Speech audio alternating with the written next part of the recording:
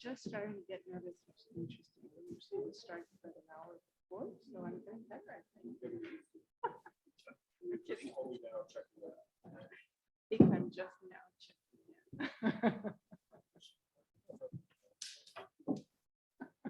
I was expecting a full room. Yeah.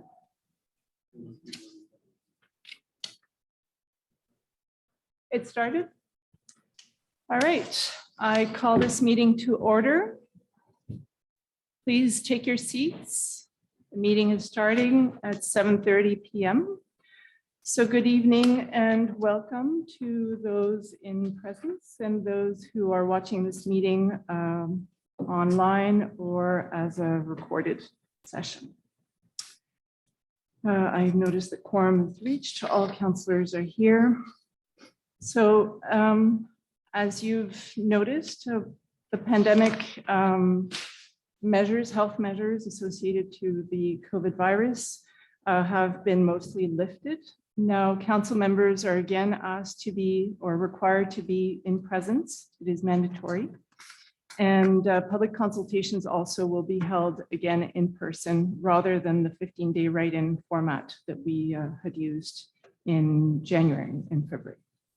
So as the virus is now in its sixth wave, as declared by the INSPQ, the Institut National de Santé Publique du Québec, and that this seems to reinforce that the virus is unlikely to fully go away soon, you will find on agenda at item 5.5 a proposed resolution asking the government to change the law so that hybrid council meetings can continue to be held.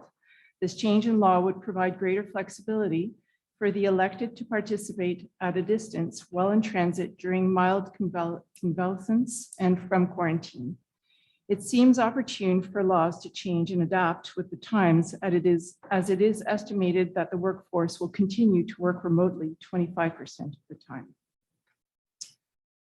With regards to special mentions this month, it is with a heavy heart that we note the permanent closing of Finnegan's, a market and weekend rendezvous loved by many. A loss is also an opportunity to give great thanks and gratitude to the Aird family who ran this outdoor market since 1973. Next year would have marked 50 years of this valuable event. This was a remarkable place for discovery, thrift, and value in giving furniture, objets de curiosité, and stories a second start, and a place for collectors and artisans to showcase their unique wares. This market will be greatly missed. Last month, March marked the closing of your local journal after 18 years in service in the region. I'd like to thank the people who ran and worked at the newspaper over the years, and we wish you the best in your new endeavors. With regards to Willowbrook Phase 1, an agreement was reached between the town and Habitation Robert on revisions to the original infrastructure agreements, incorporating updates to the original drainage pattern. Construction permits were issued mid-month for the substantially complete permit requests on buildable lots. As per the town's bylaw, tree cutting must be done before the migratory bird nesting season begins on April 15th and lasts until the fall. Also, council members this month met at the directors of Heartbeat Farm and the Hudson Food Collective, as 2022 sets the 3-year renewal mark for the lease agreement between the town and this nonprofit organization for the use of land situated across Main Road, across from Thompson Park. This year, this group's focus will shift from production to education-centered programs while looking to reinforce their position in the local and superlocal communities for the long term. This month on the RCI, so interim measures or moratorium, during the period needed to integrate environment protection measures into the town's land use planning tools, we are moving along with the next steps, where this evening at item 3.1, a resolution will be proposed to award a second contract to the planning consultants that assisted the town in January and February of 2022 in defining the orientations and strategies that were added to the land use master plan, also known as the planning program. With regards to our seasonal flood watch, the Ottawa River water levels are regularly monitored. Snow levels and melt rates are shown to be under control. As is always the case at this time of year, intense precipitations or unusually high temperatures that increase the rate of melt upstream can change this. At this time, there is no concern.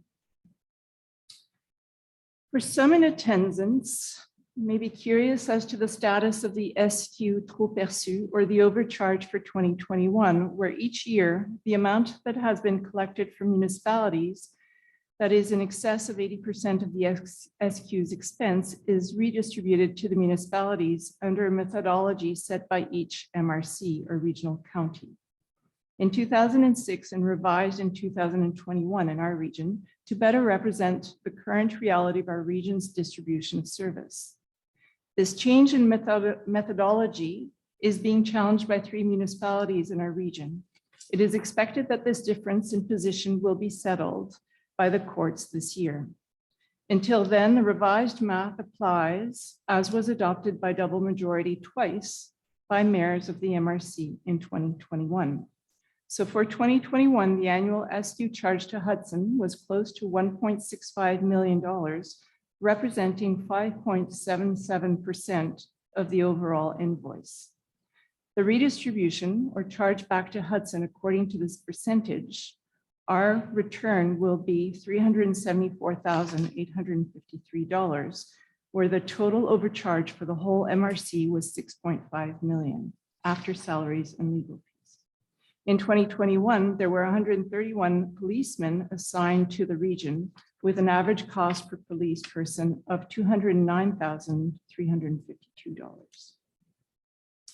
With regards to events coming up, the town has organized for Saturday, April 16th on Easter weekend, an event for residents and their families.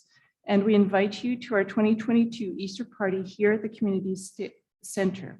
Starting at noon, there will be a petting zoo from 12 until 3 p.m. and an Easter egg hunt.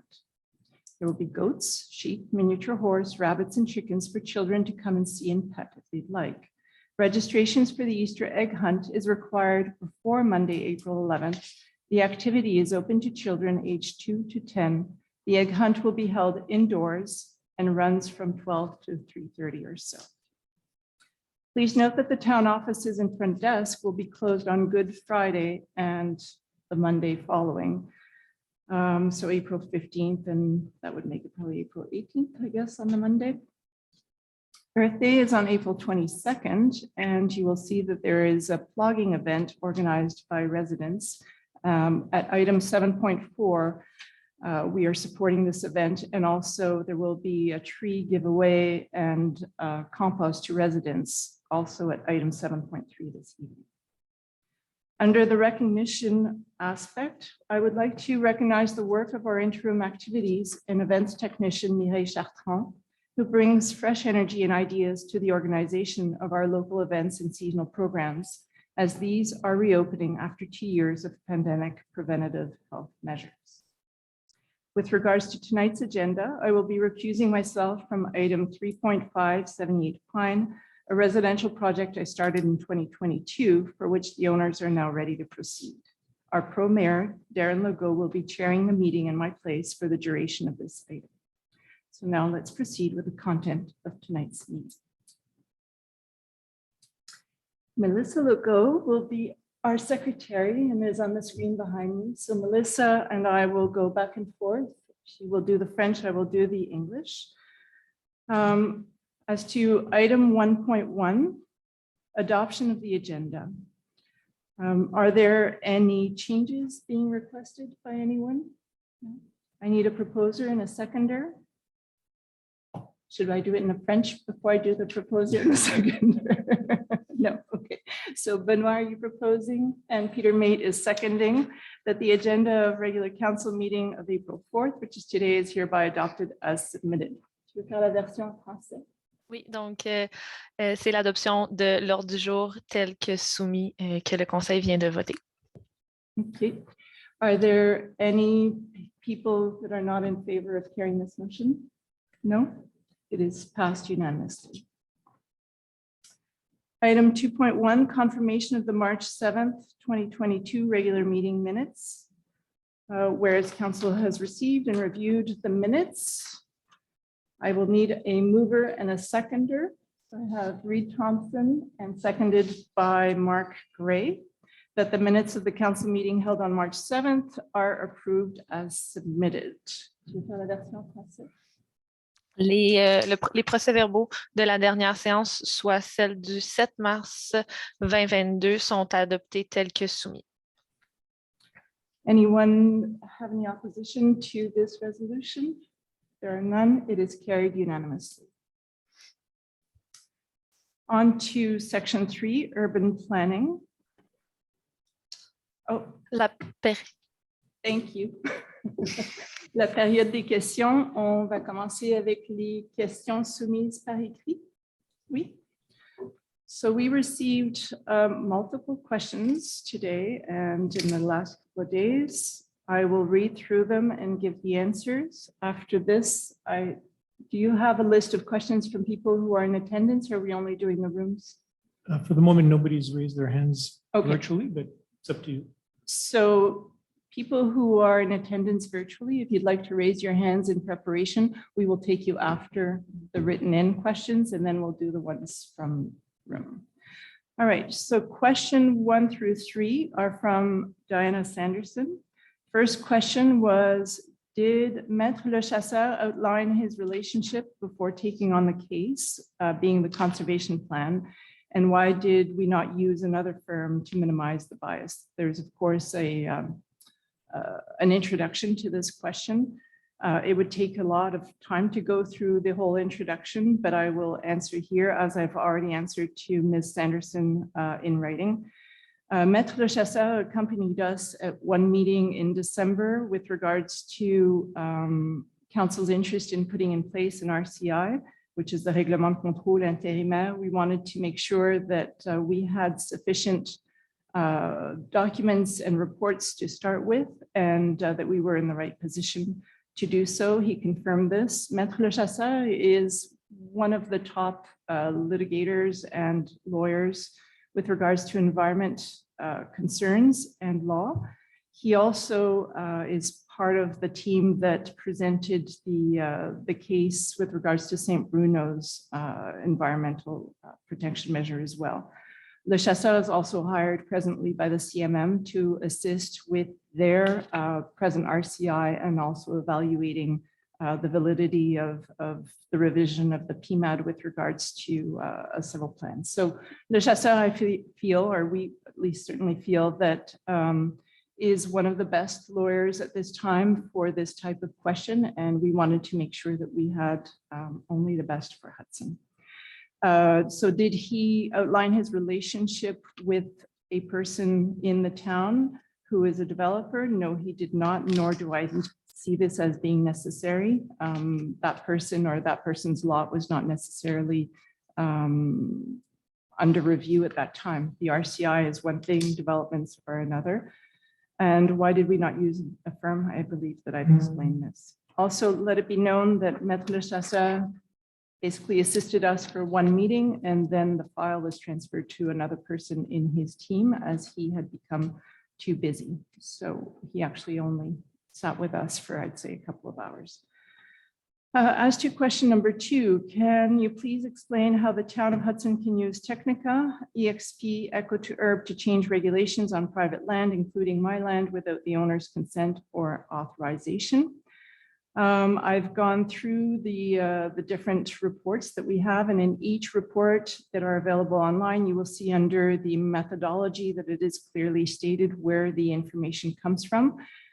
Some of that information then gets validated on site. It is my understanding that to go onto a person's property, there needs to be an approval or an agreement from the person. If there was none, the people did not go there. And when we look at Technica, for example, les prises de données, so the lifting of measurements are in areas that are not where this person lives. So I don't believe that they've gone on site. If you would like greater characterization done to refute the information that we have, this is an opportunity for you to hire an expert if you'd like and bring us further information so we can complement our own documents. And that would be open to anyone. I believe that's already been explained in the revisions to the bylaw.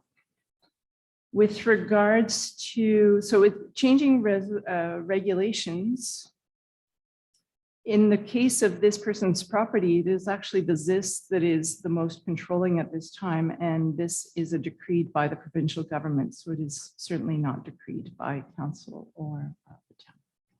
On question number 3, please provide the last 10 years of inspection reports on the Como-Oka pipeline. This is a very interesting question, and we appreciate you raising it.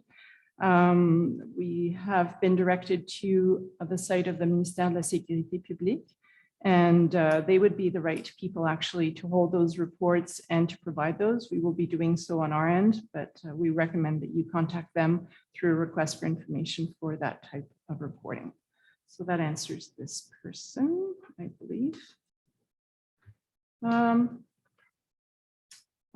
to question number 3 was from Madame Saint-Laurent on Lower Whitlock. The question is, after the recent clear cutting of the cedar hedge located on Carmen and Saint-Jean, as well as the walnut tree, I'd like to inquire and address some of our commercial and residential development practices and the environmental impact they are having on Hudson and its natural habitat. I don't see a question here, but I have asked our town director to give me greater information as to how that permit process took place. And indeed, all the trees that were cut were part of a request, and it was agreed that all trees on that lot would be coming down considering the extent of the construction. And I did look at the footprint of that construction, and the underground parking extends beyond the actual footprint of what stands out of ground of that building. So the construction will be going to within 2 meters and 3 meters of the limits. And if they are to do safe excavation without retaining walls, indeed the trees needed to come down. So it's unfortunate.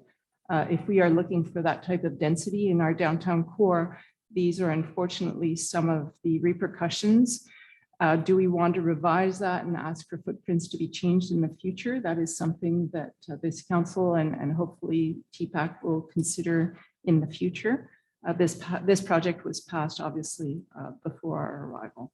Also, let it be known that there is quite a number of trees that will be replanted. I haven't counted them, but there's quite a few columnar maples that are maples and oaks that are provided for in the plan, and it's 2-inch calipers, so they should be of decent size. So hopefully that will restore some of what we have lost.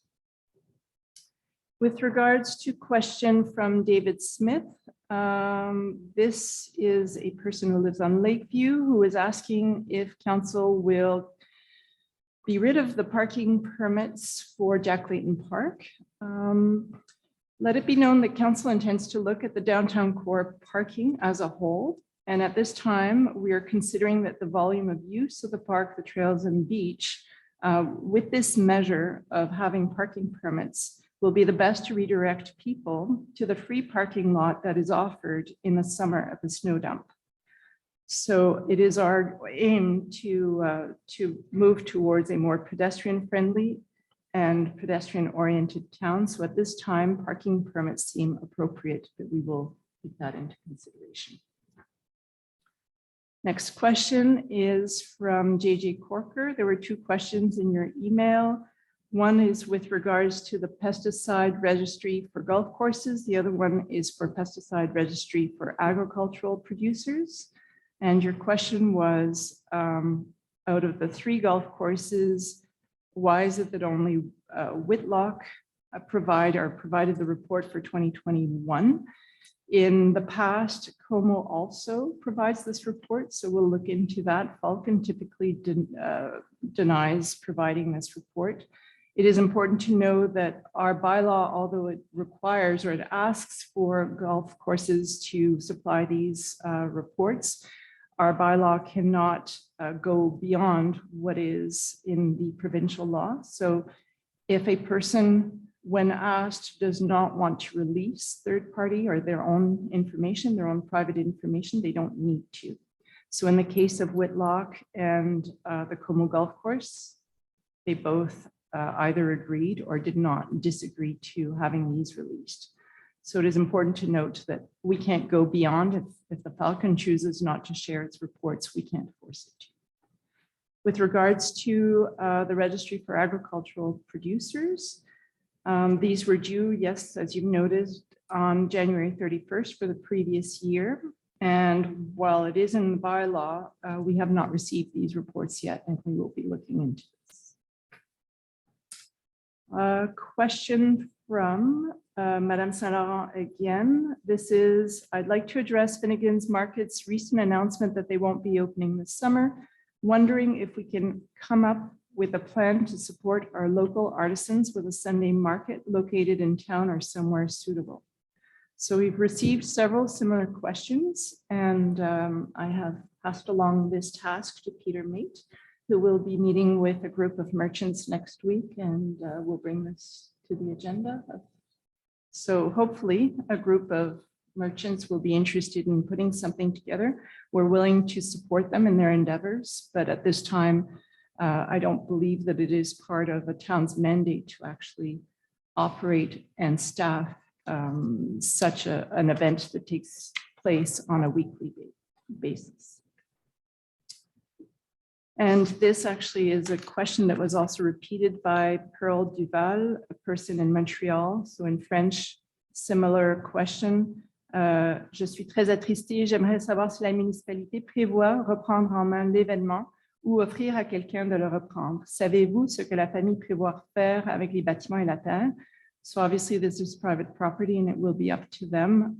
We are not aware of them having any specific plans of changing anything with ownership of that land, but it is still young. We'll see what comes of it. And final, I believe, yes, is from Trevor Smith. There are 3 questions. Trevor recently asked council to commit to restoring Pine Lake. His request describes some serious problems with what the last council planned. And his ask was that we engage a more suitable firm to complete all the work necessary to complete the project. And also he's asked if the council would commit to respecting the 1984 agreement.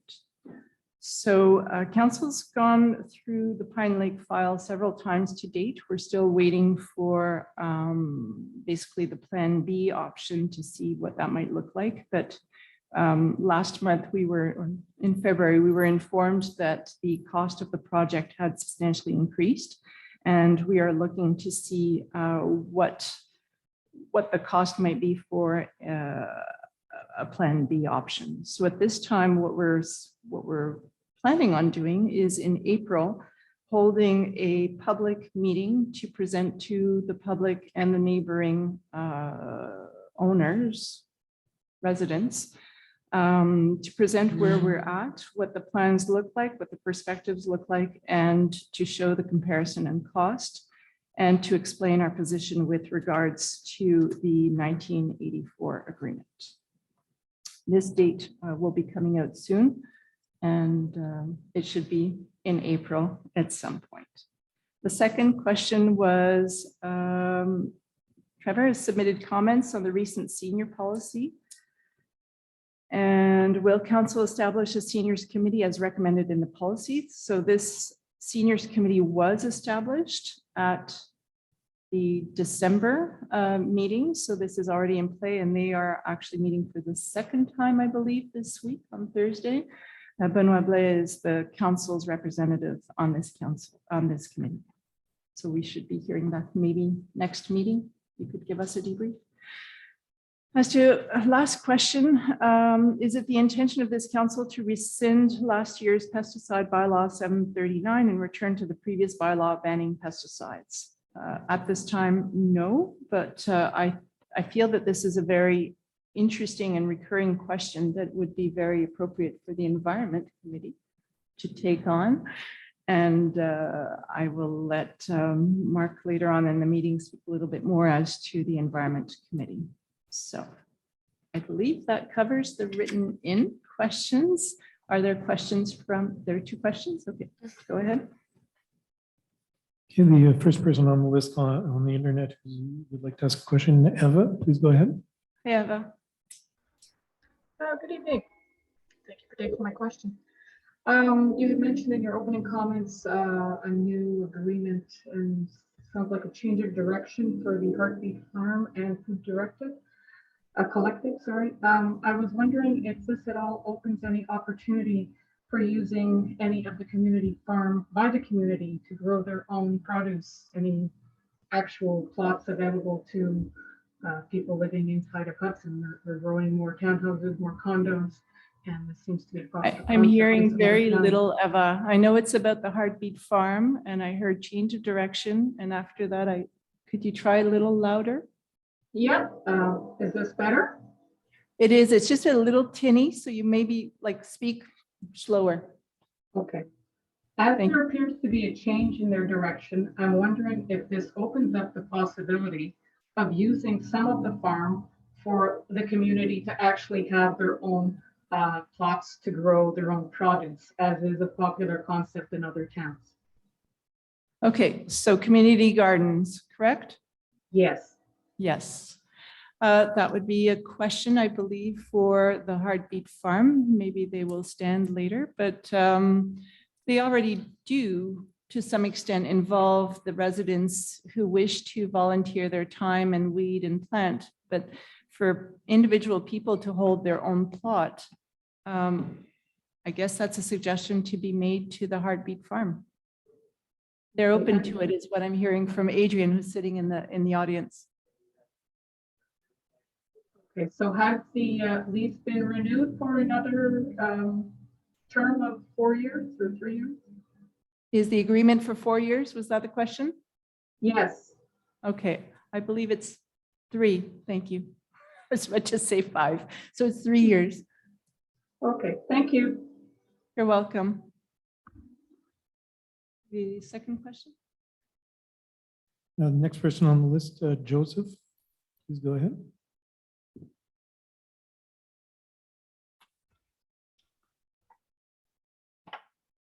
Joseph Hi, Elette, Joseph. 363 Main. Is this Joseph Elettre? Yes, it is. Do you hear me? How are you? I'm well, thank you. Madame la mairesse, messieurs les conseillers, my question is, my question and comment regarding an item that's on the agenda, item 3.2. It's 356 Main. Basically, my neighbors across the street. It was presented 2 months ago that a project was planned for 10 townhouses in that location, some 32,000 square feet of land. I know I'm maybe stepping ahead a little bit here because that's going to be discussed after the question period, I think. But just the same, I just wanted to put in my, I hope that council will vote, if there's a vote, will be voting against that.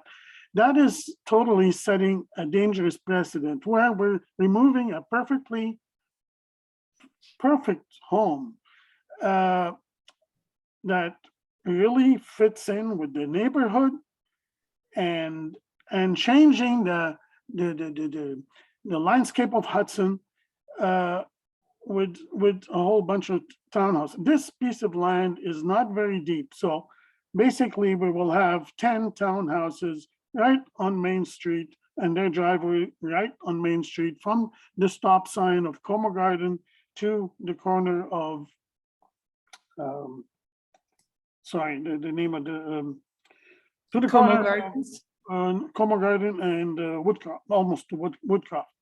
So my question, if there is a question, my question would be, I don't know where that dossier is at this point, but I mean, where do we draw the line?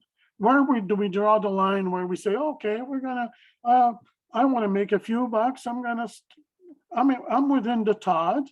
I'm gonna abuse the system and I'll build 10 homes in my lot here. I got 42 thousand square feet of land. Where do we draw the line where we say, look, that's the town we're in. That's the reason why I moved here 10 years ago.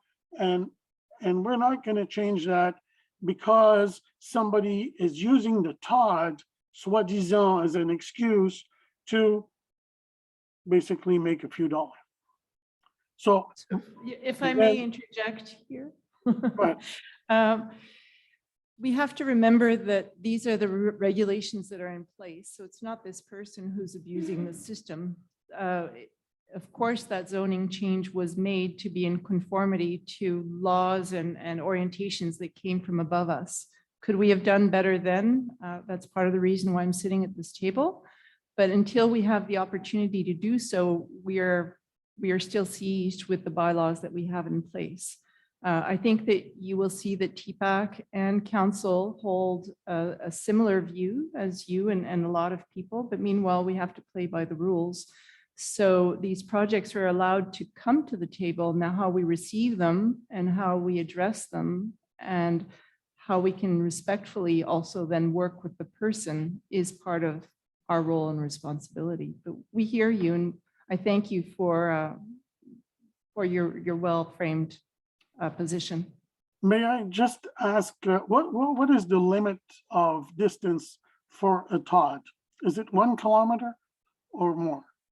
For the Todd, I don't remember. I believe it was 1 kilometer and it was reduced to 0.5. Well, this property is exactly 1.1 kilometer by road, not à vol d'oiseau, parce que on vole pas, on n'est pas des oiseaux, alors on volerait pas à la station de train. Yeah, but I think On they va did a prendre nos radius at the véhicules ou bien time. on va marcher. C'est 1,1 km. C'est pour Mais ça que je Joseph, dis on abuse du système. Je comprends les lois, je comprends très bien qu'il y a Mais Joseph, ça, c'est des choses qui ont été mises en place en 2016, 2017. Et la manière que ça a été calculé, c'est un rayon direct, donc à vol d'oiseau. Puis le cercle, en fait, a été étiré un petit peu parce qu'on avait le droit de moduler. Mais tout ça pour dire qu'on s'apprête à faire mieux, mais pour l'instant, on est pris avec les règlements qu'on a en main. Mais vous allez voir, je pense que vous serez satisfait de la décision du conseil. Je compte sur vous, Madame la mairesse. Je vous remercie beaucoup pour votre patience. Merci. Bienvenue. Merci. One more? There's one more person. After that, I'd say we should cut the internet questions. Louise Craig, please go ahead. All right, Louise, you're the last question for this period, and then we will move on to the rest of the agenda. Hi, Chloe. I heard you mention something about the business community having a meeting next week. I was just wondering if everybody was contacted or only some of the businesses were contacting. Peter? I could take that. So the meeting next week is just a preliminary meeting to see what's involved in reviving the SDC and what kind of interest and what kind of approach. So it's by no means a merchants meeting. It's just really to get some steps started.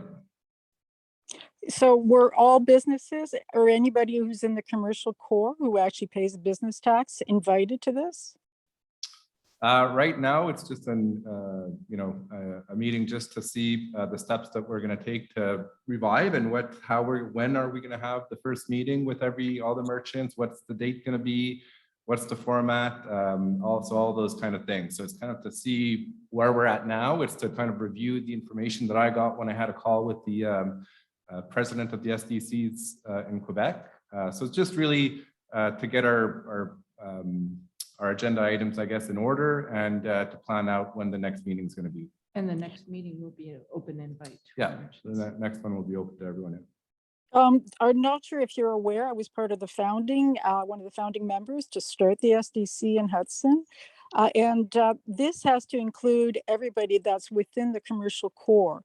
So that would also be people that are running businesses out of their houses. Are you going to therefore set up a system where you're going to be taxing people that are running businesses out of their houses?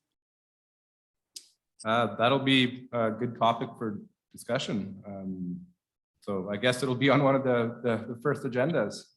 Yeah, it's part of the charter. So everybody within a certain district would have to comply, and that includes people working from their houses. That's how it had been set up. Okay. And it has to be a certain percentage of people that actually want to do it.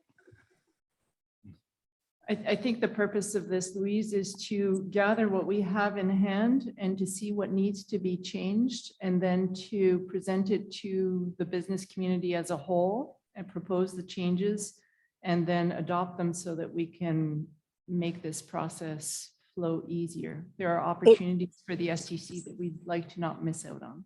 Yeah, it was legally constituted, so it has a charter, Yeah. which was Yeah. set up at the time. So that would have to be looked at. And I guess if it's changed, then anybody who was there, who has been there for all those years, would probably have to be informed of this. Another question for you. We are part of the CMM, and the reason we're part of the CMM is because 50% plus one number of our people that are living in Hudson, workers, are going to work on the island of Montreal.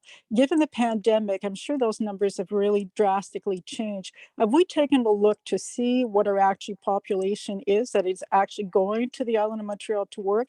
And if, by consequence, if we have less than 50% plus one, then perhaps we have reason to get out of the CMM.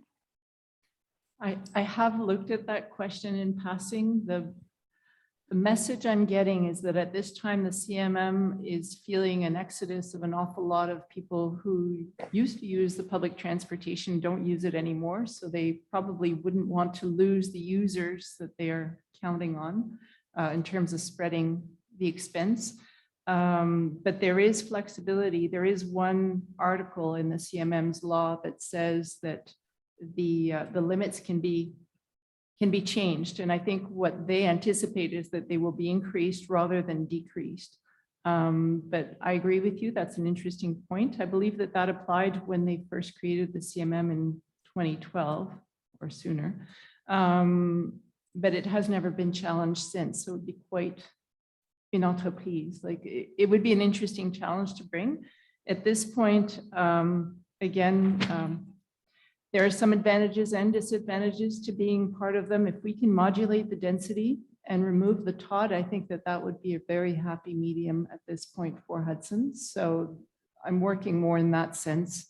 Doesn't mean I exclude the possibility of lobbying them to be excluded, but I don't see that happening within my mandate as much as The downloads, the taxation downloads would be a reason to get out of the CMM completely if we had the opportunity of doing so. I mean, a lot of municipalities which have grown incredibly since the CMM was established, who are not members. I'm thinking of Saint-Zotique, Rigaud, many other municipalities. There's only 13 that are members of the CMM out of the 26 member municipalities of the MRC. 23 in the MRC and 23. And are not members of the CMM. So therefore, there's definitely room to discuss that. And it would be definitely a big taxation break for Hudson not to be a member. But remember, of it's the not an CMM. MRC decision, Louise, right? It's Oh, a I know, CMM, so it's Chloe, I'm not 82 saying it's an MRC municipalities. decision. I'm not It's saying a that. I'm different saying ratio. out of all of the members of the MRC, there are many of those municipalities which have greater population than Hudson and have more people working on the island of Montreal, and they are not members of the CMM. So we should be able to ask to be excluded from the CMM, to be removed from the CMM based on those numbers. Chantal Rouleau, I had a meeting with her. She's the minister, junior minister of transport and Greater Montreal minister, said she believes, their government believes that people are going to continue to work remotely. They're not going to be crossing over the bridge to go work on the island of Montreal. So if the government itself doesn't believe we're going to be doing that, we should be exploring that. As I said, the case can be made. It doesn't mean it will be received, but I have no problem with making the case. Thank you. You're welcome. From the room, any questions? Yes, June. Yeah, June Penny, 140 Main. Do I? Yeah, you can take it. You're more than 1 meter away from anyone. Okay, so I want to follow up on Joseph's questions regarding 356 Main. That's one of the main reasons why I came tonight. And also the news that Aubrey and Fiss building is up for sale, which is adjacent to that condo at the bottom of Cameron, which has put up the red flag alerts for me. So I want to know where council is at in fast tracking the new bylaws that we may be able to prevent permits being issued for other devastation to the beauty of our town. Thank you.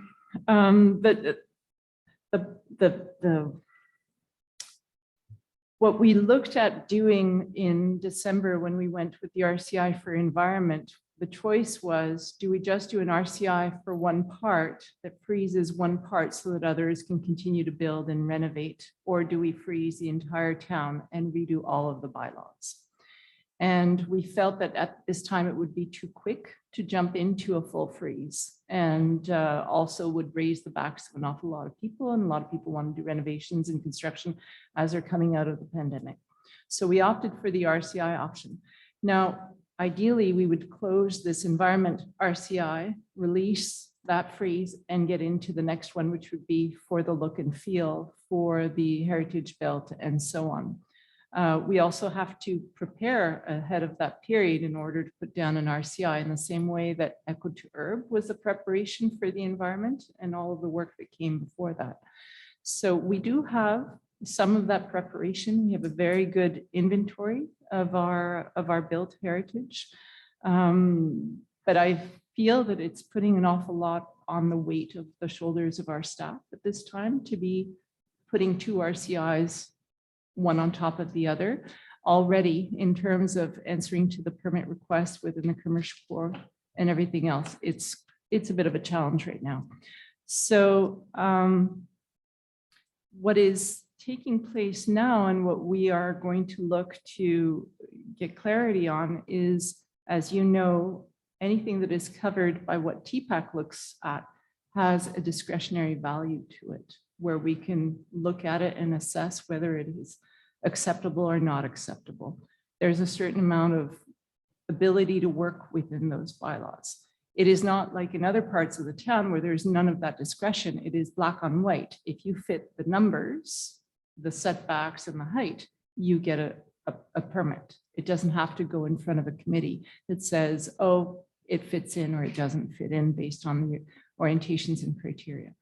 So at this point, we need to see whether our discretionary bylaws as they are can hold out the number of months that we require before we put those into revision, if that makes any sense to you. It's not ideal. It does make sense. It's not However, ideal. I'm not happy with that response because if we wait, it's going to be too late.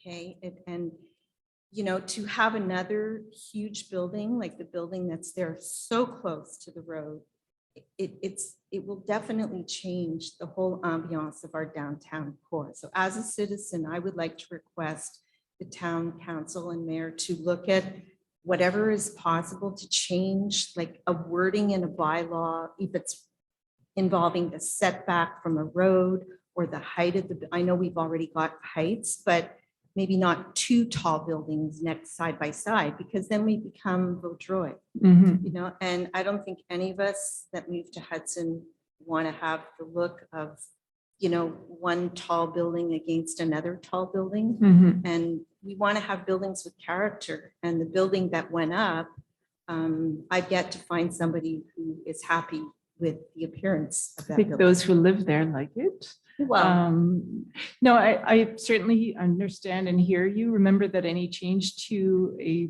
bylaw requires 2 to 3 months. And that's once we know what we're going to do with it. So, you know, just to tweak it, to change it, by the time it comes into effect would be around the time that we might be ready to put an RCI down for the look and feel. So again, right. but do you have any guarantees tonight that you can delay the process?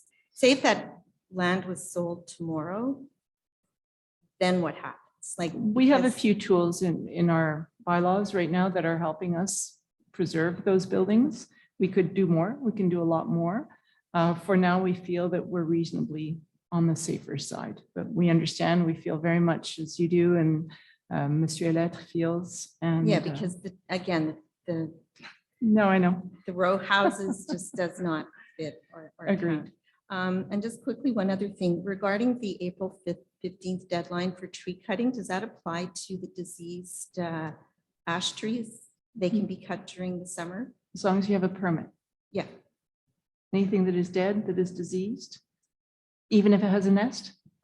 April 15 doesn't work. The Migratory Birds Act doesn't protect trees, it protects birds. oh, Okay. okay. So I would be allowed to cut my tree. As long as you have the permit, yes. Okay, But even and- if there's a nest, if it protects the birds and there's a nest in a dead tree, are you allowed to cut the tree?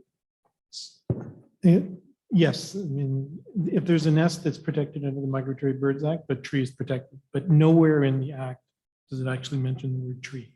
Okay, interesting. So, and big question here, what's planned for Bellevue this year?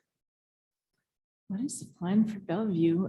We have discussed it at our last infrastructure meeting. I know that there was a meeting between some residents and Doug Smith this past, I think it was in March. Right now, we're looking at traffic, speed reduction measures, and also putting in provisions through painted lines to give a bit more room in terms of when there's big trucks that need to turn, or when there's some maneuvers that have to happen closer to the ferry and that gets congested. So by putting in these zones of non-stopping zones, it will give better flexibility for that movement to happen safely. And I believe that is it. Have I missed something, Doug? We have. No one hears me? Is this better? We had just sort of an introductory meeting, and Mr. Toon was part of that meeting as well, to discuss the lingering issues as well as what might be possible going forward. And a number of measures were discussed. There will be some changes made to the lane width. There will be some changes made to the multi-purpose lane. It will be a little narrower. And yes, there were some other discussions relative to some new options for traffic calming equipment, as well as the town has now agreed to purchase more of these Radars? temporary radar units, Oh, so that we don't have to share this one throughout the town. that's great. And I didn't realize this, and I don't know if the public realizes this, but there is actually data that's collected on those units. And that Oh. data then is shared with the SQ to, correct, Phil? To substantiate, Sending a car. yeah, the speeds that are being observed on those roads. Mhm. So that will help us. So without having to move one around the town. Now, there was no delivery date promised for those units. I mean, everything seems to be a little behind, but as soon as we've got them, we've identified not just Bellevue, but another street or two that will get them on a more permanent basis perhaps, so that, as I said, we can spread them out and then actually use that data to help us justify either more police presence or surveillance, whichever. We will be likely trying another 3-month period of reduced speed limits on the street. That's remains to be seen which months they'll be, but it will be obviously during the ferry period. So that, again, will be part of the study, and that the police will be notified and that they can. So are you saying that the speed limit will be lower than 40? Yes, that was one of the things that we discussed. It could be lowered. Okay, well, I, as a resident in the community of Yes. Como, I disagree with that. Okay, That's a main artery coming Yes. into town. yes, Okay, and so people are already blocked by the traffic, and then to have the 30-kilometer speed limit, I think that it gets too confusing for people as well, that there's some 30, there's some 40, like it's one of the main arteries into our village. And I maintain that it should remain at 40. And if you have more of those monitor, with a friend, if we have more of those monitoring systems, it'll encourage people, in my opinion, to slow down. okay. So- Well, again, June, this is the non-solvable problem. So we've decided we're going to go at it in pieces. We're going to try some of these other, there's another traffic calming measure. continue or should I? We are, but we should move on. I'm sorry. It's getting late.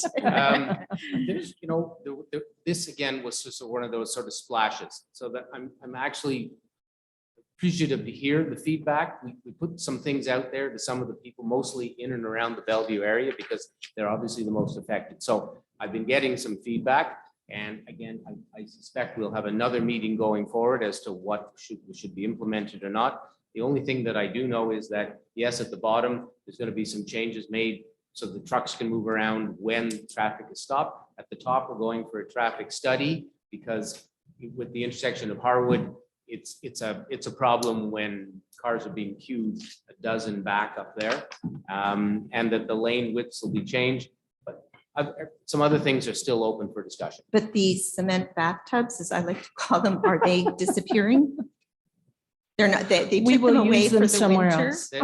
but they're warehoused somewhere, I hope. Their warehouse somewhere, Okay, yes. Thank you. And we won't have the time to unwarehouse them this summer. Thank you. All right. Very happy to hear that. Thank you, Thanks. June. So, thank you. All right. Oh.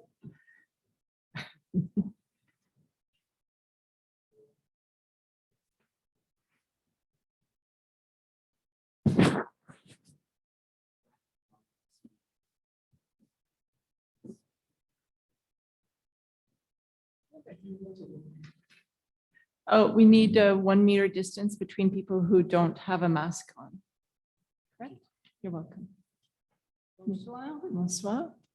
Je m'appelle Denise Elie, je suis résidente citoyenne de Hudson dans le district 5. Je voudrais parler ce soir. Et votre nom? Comment? Votre nom, s'il vous plaît? Denise Elie. D'accord, merci. Je voudrais parler ce soir en mon nom et au nom du groupe Sauvons Sandy Beach et aussi du groupe de Moment d'action régionale en environnement. Je tiens à vous féliciter ainsi que les deux groupes pour votre élection, puisque nous sommes très conscients de l'importance de votre travail comme administrateur et de l'importance des décisions que vous allez prendre.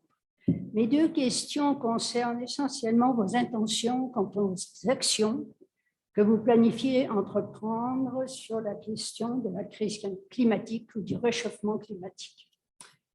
En général, on répond que ce sont les gouvernements nationaux et provinciaux qui se doivent d'agir à ce niveau-là et transformer les aspects qu'il faut de notre société pour assurer un avenir viable. Mais en tant qu'administrateurs locaux et élus locaux, vous avez des connaissances très spécifiques et très précises des situations et des circonstances et des communautés que vous gérez logiquement. Et en plus, vous disposez d'outils pour intervenir. Aussi, nous croyons que Hudson, comme n'importe quelle municipalité au niveau de gouvernement, doit intervenir. Afin, disons, d'inspirer vos décisions et des actions, nous croyons que le conseil municipal de Hudson devrait déclarer officiellement son intention à agir pour le climat. Il existe au Québec actuellement 2 déclarations principales qui ont été adoptées par des centaines de municipalités sur cette question-là. Il y a la déclaration de la plateforme Unie pour le climat de l'OMQ et il y a de l'UMQ, pardon, et il y a la déclaration d'urgence climatique du groupe Mobilisation. Aussi, 2 questions très simples. Est-ce que le Conseil est ouvert à adopter ce type de déclaration et dans quel délai? Et d'autre part, est-ce que la municipalité, le Conseil est prêt à se doter d'un plan d'action et de lutte et d'adaptation contre le réchauffement climatique? Vous avez, pour exemple, la plateforme Unie pour le climat. Nous tenons aussi, comme groupe, les 2 groupes en cause, à souhaiter collaborer avec vous si cela était possible pendant votre mandat et nous pourrions être éventuellement des collaborateurs à toutes les étapes de l'élaboration et de la mise en place d'actions climatiques. Merci. Je dirais que ce sont des excellentes questions.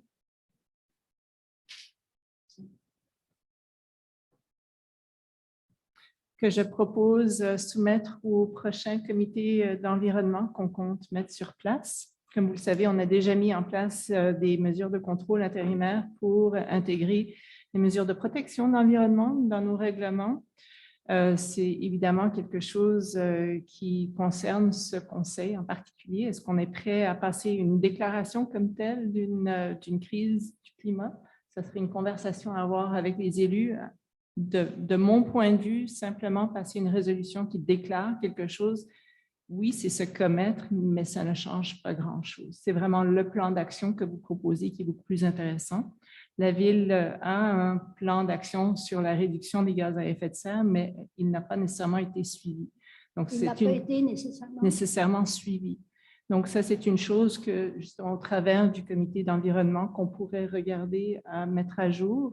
Depuis, la MRC a aussi adopté un plan de gestion des gaz à effet de serre. Donc, ça serait aussi une opportunité pour nous de nous arrimer et d'essayer d'en faire plus de ce côté-là.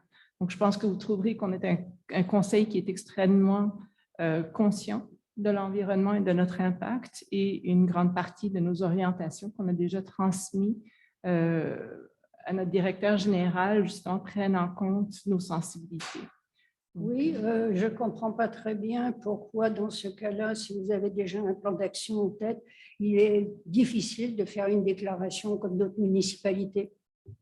Même si cela n'est que symbolique, pourquoi une telle résistance? Je pense que c'est une question, pour moi, je vois ça comme du greenwashing, mais encore, je laisserai ça aux autres conseillers, voir si pour eux c'est important de se déclarer comme tel. Ça fait partie de mes valeurs personnelles. Est-ce que je pense qu'une municipalité a besoin nécessairement de déclarer?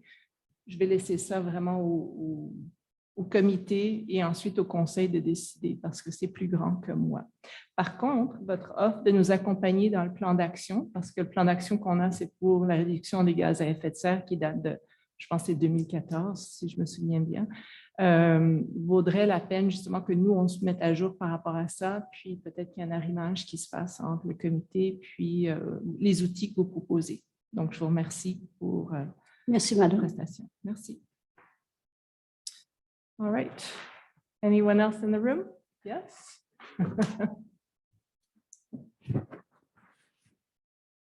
And as it is 8:30, if you don't mind, I will close the question period after this. Oui, bonjour. Dans le fond, moi, c'est Jean-François Duperron. Je viens pour le 356 même. On s'est parlé par téléphone plusieurs fois. Oui, exactement.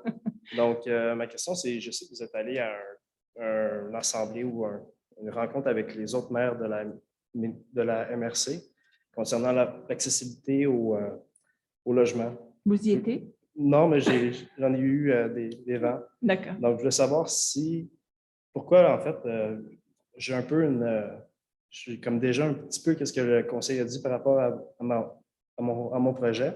J'ai l'impression qu'ils vont encore le refuser, mais si on est ici dans une crise de logement en ce moment, pourquoi un projet comme celui-ci qui est prêt à faire des compromis, pourquoi c'est encore refusé? Puis, il n'y aura probablement pas encore aucun retour concernant les faites ci, faites ça comme changement. La dernière fois, pour éviter qu'on se rende en mise en demeure de ces choses-là, j'ai un conseiller qui a essayé de vous contacter, prendre un rendez-vous avec vous, il n'y a pas eu de retour non plus. Est-ce que c'est de la bonne foi, de la mauvaise foi? Moi, je pense qu'il y a vraiment, oui, l'environnement, tout est important, mais dans le fond, ce n'est pas tout le monde qui va de se payer des maisons de Westmont ou de... Fait que c'est de savoir c'est quoi le plan d'action pour avoir des maisons accessibles aux premiers acheteurs. Donc, de notre côté, comme je vous avais répondu par téléphone, c'était qu'on avait des devoirs à faire de notre côté. On en a fait une partie et on continue nos devoirs. Jeudi soir, on va rencontrer un avocat qui est spécialisé dans la loi discrétionnaire, si on veut. Donc, de comprendre les limites de ces lois-là et de voir comment travailler avec nos règlements tels qu'ils sont présentement. Comme vous l'avez entendu... Ma question, c'était plus par rapport... Excusez-moi, je vais terminer. Ouais. Merci. Okay. Donc, tout ça pour dire que, comme vous l'avez entendu, la vision du public et la vision du conseil actuel est qu'il y ait un ralentissement du développement et qu'il soit mieux intégré dans son paysage. Pardon, je n'ai pas terminé non plus. Donc, question d'abordabilité ou d'accès au logement, je pense qu'il y a une place pour tout. Présentement, notre vision n'inclut pas ce type de logement dense dans notre lanière patrimoniale pour l'instant. Mais le règlement est en place. encore, je vous dis qu'on est en train de faire nos devoirs à ce niveau-là. Donc, pour l'instant, on continue d'utiliser les règlements qui sont en place et avec lesquels on semble être en mesure de travailler. OK, merci. Quick question. Some people ask 3 questions, so I mean, I know, but I had closed it after this person.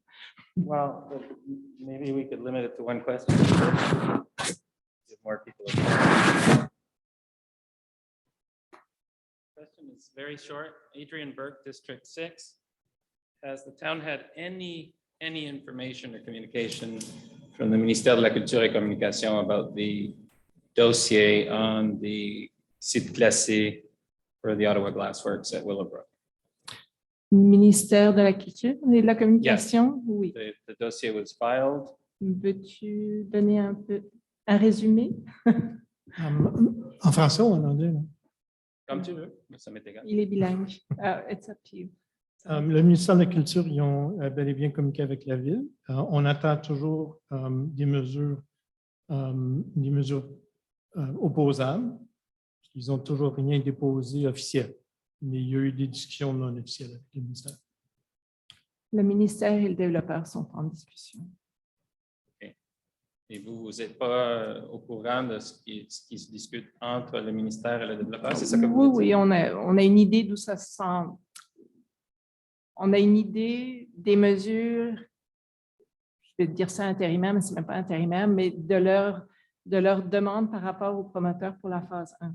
Pour la suite, on n'a pas eu de nouvelles. Okay. Et la ville n'a pas d'intérêt de intervenir ou s'intéresser à son patrimoine. Donc.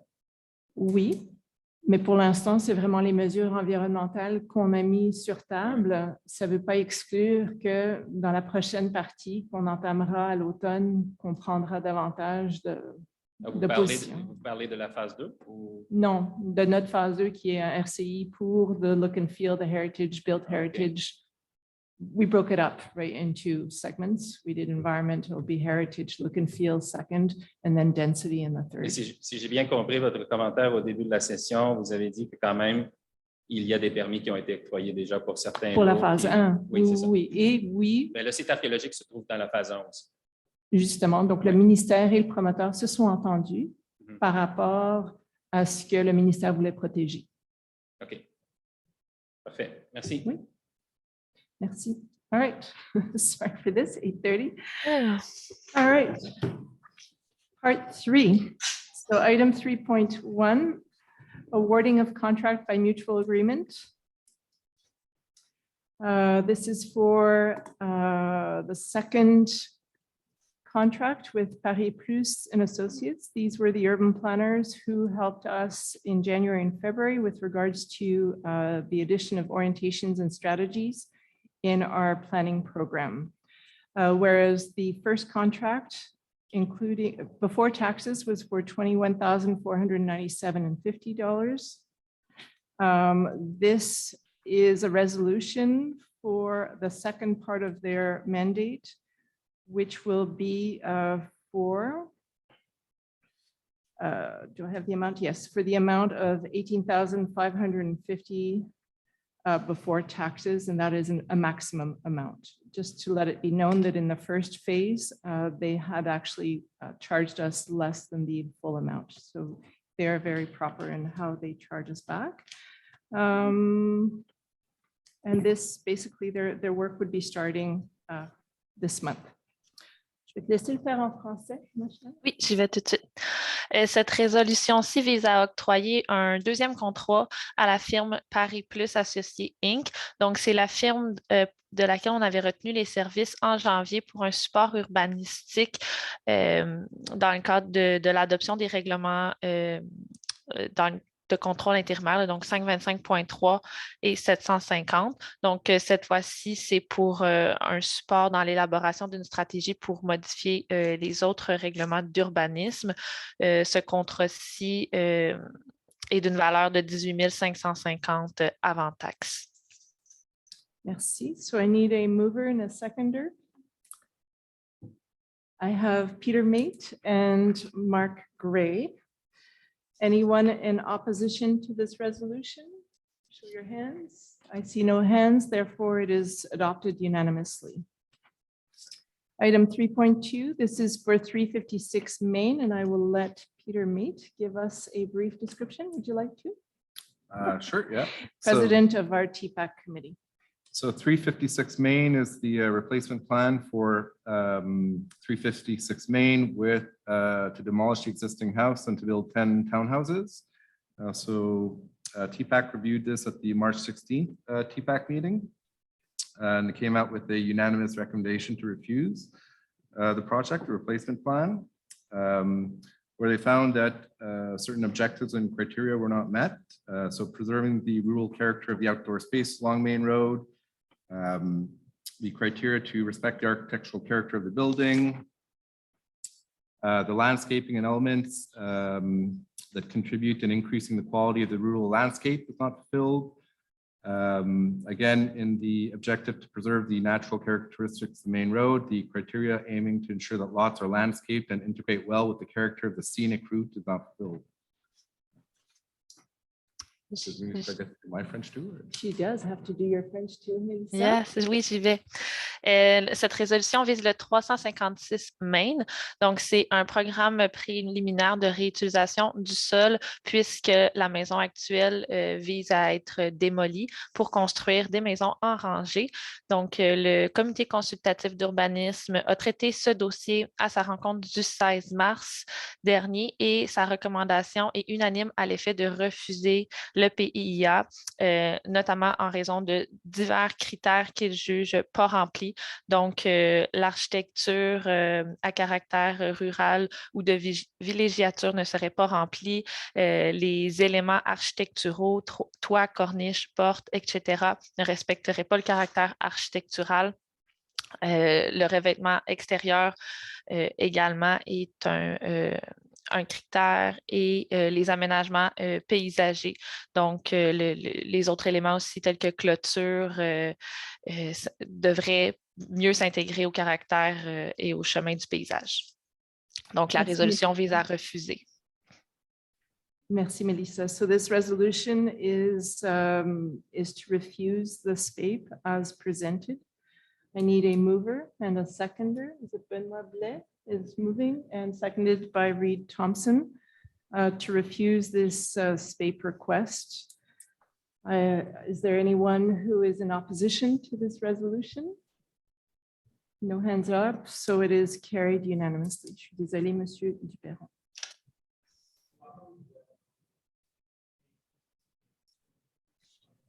C'est bon, merci. Item 3.3, 68 Oakland. This is for SPAPE of a major renovation. So Peter. So 68 Oakland is a major renovation. It's basically a screened-in porch. So it was reviewed again at the TPAC meeting on March 16th. TPAC was unanimous in its recommendation to approve the project as is. En français. Cette résolution vise le 68 Oakland, qui c'est pour des travaux de rénovation majeurs. Donc, le CCU a traité le dossier et sa recommandation est unanime à l'effet d'approuver la demande de PIA. Merci. So this resolution is to approve the SPAPE. I need a mover and a seconder. So Peter Mate is moving, seconded by Mark Gray. Anyone in opposition to this resolution? No hands up. It is passed unanimously. Item 3.4, 688 Main, another SPAPE for a major renovation. Peter. So this is a 688 Main is a major renovation, which is another screen-in porch. So TPAC reviewed at the last meeting as well at March 16th. And the recommendation was by majority to approve the major renovation. And the opinion of council was the objective to preserve the natural characteristics of Main Road, and the visual perspectives from Main Road onto the Ottawa River is not respected because of the criterion aiming to ensure that the side setbacks of the new erected buildings and additions are sufficient to maintain viewpoints from the public street is not fulfilled. Cette résolution vise le 688 Main, une demande de permis pour des travaux de rénovation majeurs. Le CCU a traité le dossier à sa rencontre du 16 mars et sa recommandation était majoritaire à l'effet d'approuver. Le PIA, toutefois, le conseil est d'avis que l'objectif de préserver les caractéristiques naturelles de la rue Main et ses perspectives visuelles à partir de la rue sur la rivière des Outaouais n'est pas rempli. Donc, le critère là, de maintenir des points de vue suffisants n'est pas rempli. Donc, la résolution vise à refuser le PIA. Merci, Melissa. I need a mover and a seconder. So Benoit Blais is moving, seconded by Reed Thompson, to refuse this SPAPE permit request. Are there anyone in opposition to this resolution? It is passed unanimously. I will now recuse myself from this item and pass the mic to Darren Legault. Good evening, everybody. So please let the record show that Mayor Hutchison has recused himself from Article 3.5 of tonight's agenda. What we have at Article 3.5 is 78 Pine, a SPAPE modification to an approved SPAPE, and I'll hand it over to co-councillor Peter May. So 78 Pine is a permit that was issued where there's a modification. So they came back with a request to have essentially a 2-foot wider a garage with I believe a space above it. So when the applicants modified the approved SPAPE, they required a new approval. TPAC reviewed the file on, again, March 16th and was unanimous in an approval with a condition or a recommendation to have the front facade be symmetrical. La résolution 3.5 vise le 78 Pine qui avait obtenu une approbation du PIA en septembre 2020. Toutefois, il apporte des modifications à leur plan, ce qui nécessite une nouvelle approbation par le conseil. Donc, le CCU a traité le dossier à leur rencontre du 16 mars et la recommandation était unanime d'approuver le PIA, mais avec une condition, soit que la façade avant de l'agrandissement soit symétrique. Donc, c'est de la façon dont laquelle le conseil va l'approuver ce soir. Thank you, Melissa. So council, what we have in front of us is a motion to approve the SPAPE request with the following condition that the front facade of the addition be symmetrical. This is for an approval. Do we have somebody to move this? Peter Mate, and seconded by Councillor Gray. Is there anybody in opposition to this approval? It is passed by unanimous. Thank you. Please let the record show that Mayor Hutchison has rejoined the chairperson's role of the meeting. Thank you, Darren. All right, item 3.6, 426 Main. This is a SPAPE request for a major renovation. Peter? So 426 Main, there's 2 of them. So the first one here, this is a basically the awnings over the windows on the front of the Hudson Glass building. So TPAC was unanimous in the recommendation to approve with condition that the awnings be solid black. 3.6 vise une demande de permis pour des travaux de rénovation au 426 Main. Le CCU a traité ce dossier et sa recommandation est unanime pour approuver le PIA conditionnellement à ce que les auvents soient unicolores noirs. Donc, la résolution est à cet effet. Merci. Donc, this is for the approval of the SPAPE request with the condition. I need a mover and a seconder. So Benoit Blais, and seconded by Darren Legault, that this SPAPE request be approved with the condition that the awning be solid black. Anyone in opposition to this resolution? I see no hands up, so it is carried unanimously. Item 3.7, 426 Main for SPAPE sign on a building. Peter? So basically, this is the sign on the front of the building. TPAC reviewed the file and was unanimous in the recommendation to refuse. Basically, it's simple. The original permit was issued with the Hudson Glass, I believe, at that location. So. Il s'agit d'une demande de certificat d'autorisation pour l'installation d'une enseigne au 426 Main. Après avoir traité le dossier, le CCU recommande unanimement de refuser la demande de permis. Le critère qui n'est pas respecté est celui de privilégier que l'enseigne respecte les caractéristiques architecturales du bâtiment et du lieu où elle s'insère. Donc, la résolution vise à refuser le PIA. Merci, Melissa. So in this case, the sign on the building or of the commerce was going to replace the original sign that had been approved by council and TPAC originally, or recommended by TPAC originally, which is the name Glassworks Building, I believe, or just Glassworks? Hudson Glass. Hudson Glass. Glassworks. So ideally, we would like this building to keep its name and not change with the name of the commerce that is housed on the ground floor. So we need a mover and a seconder for this resolution, Peter Mate and Benoit Blais. Anyone in opposition to this resolution? No, it is carried unanimously. Item 3.8, 66 McNaughton for SPAPE addition. Peter? Yep, so 66 McNaughton is the addition. So TPAC reviewed this and was unanimous in its recommendation to refuse. Basically, some of the criteria that were not met was complying with the building's specific architectural characteristics. Part of that, the overall characteristics, roof shape, facade composition, and so on. Oui, c'est une demande de permis pour un agrandissement au 66 McNaughton.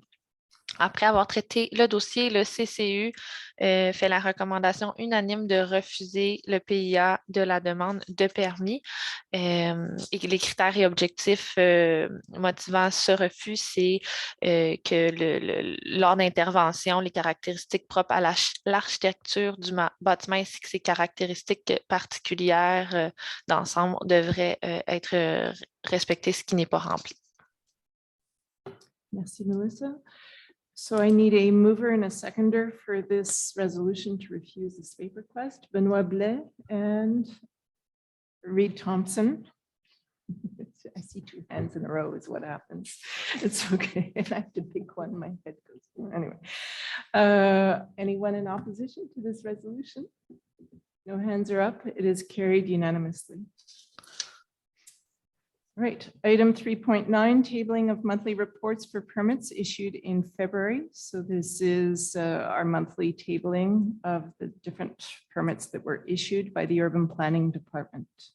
En français. Il s'agit du dépôt du rapport mensuel des permis émis par le service de l'urbanisme pour le mois de février 2022. Merci. On to section 4, administration and finance, item 4.1, approval of disbursements for March of 2022, whereas council has examined the disbursements made and to be made for accounts payable as of March 23rd. To approve the following disbursements as of March 23rd, 2022 is presented. So for checks, the expense is $419,587.69. For canceled checks, there are none.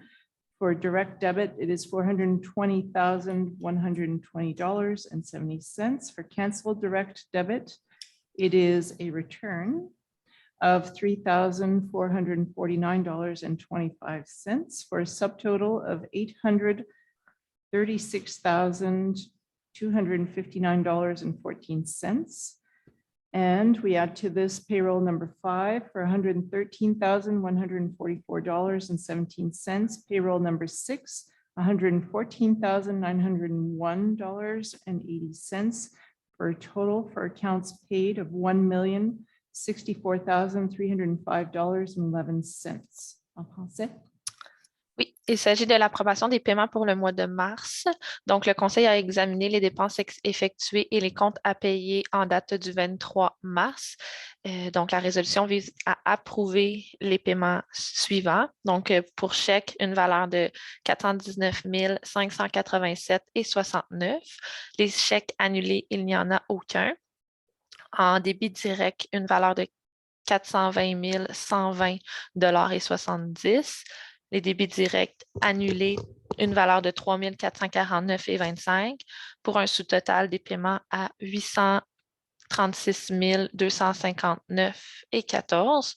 Ce à quoi on ajoute la paye numéro 5 d'une valeur de 113 144,17 $ et la paye 6 à 114 901,80 $ pour un total d'1 064 305,11 $. Merci. I need a mover and a seconder for this resolution. Benoit Blais and Mark Gray. Anyone not support this resolution? Show your hand. There are none. It is carried unanimously. Item 4.2, renewal of the contract for technical services for computer support. Whereas there was a resolution passed in February of 2021 by which council renewed a contract for IT services to Group Neotech. And whereas the experience acquired by the supplier and the satisfaction of the administration is present, and there's an increase in monthly fees due to the addition of new equipment and tools.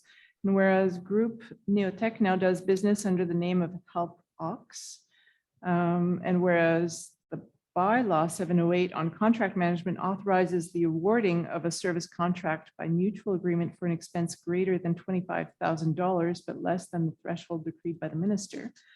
Council authorizes with this resolution the renewal of the contract for technical services for computer support with HelpOx until June 30th, 2022 for a maximum amount of $30,000 before taxes equivalent to 6 months of service, and that these expenses be charged to the budgeted expense object number 452. En français. Cette résolution vise le renouvellement d'un contrat de service de support technique en informatique qui est actuellement auprès de Groupe Neotech. Vu l'expérience de cette firme et le degré de satisfaction de la ville, il y a aussi une augmentation de frais, mais qui est uniquement due à l'ajout d'équipements et d'outils. Puisque le groupe Neotech fait désormais affaire sous le nom de HelpOx, le contrat autorise le renouvellement du contrat à HelpOx jusqu'au 30 juin 2022 pour un montant maximal de 30 000 avant taxe. Et à noter que c'est en raison de notre règlement 708 sur la gestion contractuelle que l'on puisse octroyer un contrat de gré à gré d'une dépense supérieure à 25 000. Merci. Need a mover and a seconder, Reed Thompson and Darren Legault. Anyone not support this resolution? Show of hands. There are none. It is carried unanimously. Item 4.3, management of the collection and transportation of organic materials. This is a resolution that we slipped in at the last minute, so I'll explain it briefly to council. Presently, the MRC has competency. We've ceded competency with regards to the collect of recycled goods. So at this time, the MRC is contemplating or offering the MRC to take over competency for organic waste. And as we are moving or would like to move towards user pay, we would like to retain that competency to have greater flexibility with the next contract. So we thought it was important to show our position, considering that the MRC in the next few weeks will be formalizing that request with the rest of the municipalities. La MRC a sollicité la ville pour savoir si on voulait leur céder compétences en termes de collecte et de transport des matières organiques.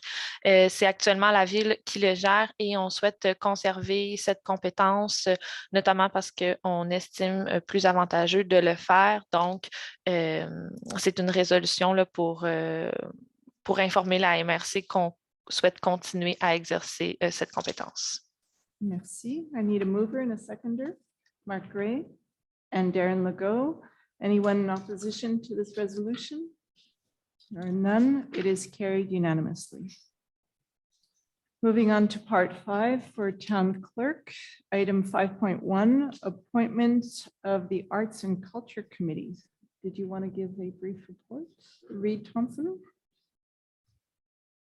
Good evening, everyone. So the Arts and Culture Committee has been very busy over the last few months formulating a survey, which they will be sending out to the public in the very near future to get some feedback on what everyone in the town would like to see in the arts and culture cultural policy that they're putting together. It's a very important part of their work, and they need this feedback to be able to help formulate and basically direct a series of workshops that they will be putting on later within some invited members from the arts and culture community and also some business owners in Hudson. They are on track to presenting a draft copy of the policy to council in late fall. And as you can see, we're about to vote on welcoming a new member to the committee, which we're very excited about. And I'd just like to, again, take a moment to acknowledge and thank the committee for all of their hard work. And we really appreciate it. And we look forward to your survey and also to the upcoming workshops. Thank you, Reed. So whereas resolution passed in March of 2019 by which the Arts and Culture Committee was created, whereas the members are appointed to represent cultural resource sectors, this resolution will be to include Kevin Solaric to be designated as a member of the Arts and Culture Committee to represent the natural heritage sector. And I'd like to note that Kevin Solaric is also a member of the CWG, the Conservation Working Group, and has been an excellent resource. And we are very, very fortunate to have him on both these committees. So, en français? Oui, cette résolution vise à nommer un nouveau membre au Comité des arts et de la culture. Donc, il s'agit de Kevin Solaric et il sera désigné pour représenter le secteur patrimoine naturel. Merci. Do I have a proposer? Reed Thompson, seconded by Mark Gray. Are there any opposing people to the resolution? And there are none. So it is carried unanimously. Feeling very awkward. Item 5.2, authorization to sign transfers under the municipal works agreement for the Willowbrook housing development. So considering a resolution that was adopted in April of 2021, authorizing the signature of municipal works agreement for the Willowbrook housing development, which there was a revision that was signed on April 7th of 2021.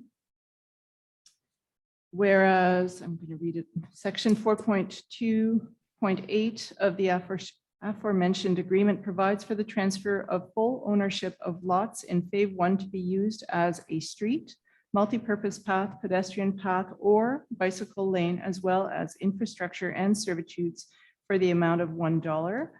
And whereas section 4.2.13 of the aforementioned agreement provides for the transfer of a portion of a numbered lot that is given here for the construction of Rue Léger. And whereas section 4.2.19 of the aforementioned agreement provides for the transfer of 2 lots, numbered lots, for contribution for park purposes.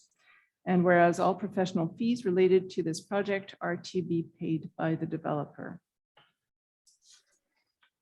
So this resolution is to authorize the town clerk to sign for and on behalf of the town any deed of transfer provided for under the agreement relating to the Willowbrook housing development agreement signed on April 7th, 2022, 21, including those referred to in this resolution and any other document deemed useful.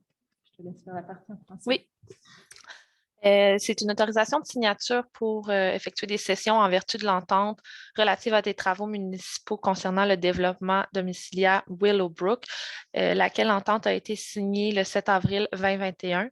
Il y a plusieurs sessions qui sont prévues à cette entente-là, dont la session des rues, sentiers, sentiers multifonctionnels, sentiers piétonnés et même les infrastructures pour la somme de 1 $.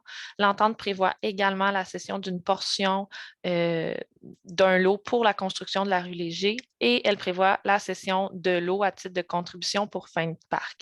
Les honoraires professionnels qui découleront de ces cessions-là seront à la charge du promoteur, mais la résolution vise à autoriser la signature de ces cessions devant notaire. Merci. I need a mover and a seconder for this resolution. Peter Mate and Benoit Blais. Anyone in opposition to this resolution, show your hand. There are none. It is carried unanimously. Item 5.3, authorization to sign an amendment to the Archives Conservation Calendar. So this essentially is to make a modification where there were no limits, I believe, to documents that we were keeping. So now we are adding a limit. Did you want to explain it perhaps? So we're legally obligated to conserve many documents. There are deadlines, there's limits to how long we have to keep certain documents, and other documents have to be kept forever. The BANQ, la Bibliothèque des Archives Nationales du Québec, has made some modifications to the delay upon which some documents have to be kept, and we will be changing our calendar to reflect the requirements that are imposed upon us by the said BANQ. So we're harmonizing with the BANQ. Correct. Thanks. I need a, en français? Oui, j'y vais. C'est une résolution d'autorisation de signature relativement à des modifications au calendrier de conservation des archives. Donc, la Ville doit tenir à jour un calendrier de conservation de ces documents, donc qui détermine le délai ou si on doit le conserver de manière permanente. Donc, nous avons des modifications à y apporter. On doit s'adresser à la Bibliothèque et Archives nationales du Québec pour avoir leur approbation, mais on doit d'abord autoriser une personne à faire cette demande-là au BANQ. Donc, c'est le but de la présente résolution. Merci. Need a mover and a seconder for this resolution. Peter Mate and Benoit Blais. And anyone in opposition to this resolution, show a hand. There are none. It is carried unanimously. Item 5.4, tabling of the report on the ethics and professional conduct training program for the elected municipal officials. So this is a tabling.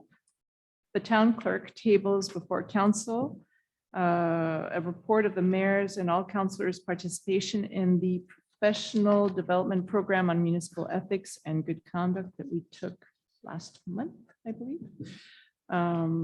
Oui, il s'agit du dépôt devant le conseil d'un rapport qui atteste de leur participation à la mairesse et à tous les conseillers à une formation obligatoire qui portait sur l'éthique et la déontologie en matière municipale.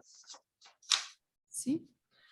Item 5.5, request for legislative change to allow hybrid council meetings. This is what I'd mentioned in my opening address. So whereas Ministerial Order 2020-029 of April 26, 2020 allowed municipalities to hold their council meetings by any method that allowed elected officials to communicate directly with each other and to vote orally, virtual meetings, telephone, for example. And whereas council meetings could also be held in a hybrid mode, mixing members in person and remotely. And whereas the aforementioned ministerial order was repealed by Ministerial Order 2022-024 of March 25th of this year, requiring that elected officials must attend the meeting in person to duly vote.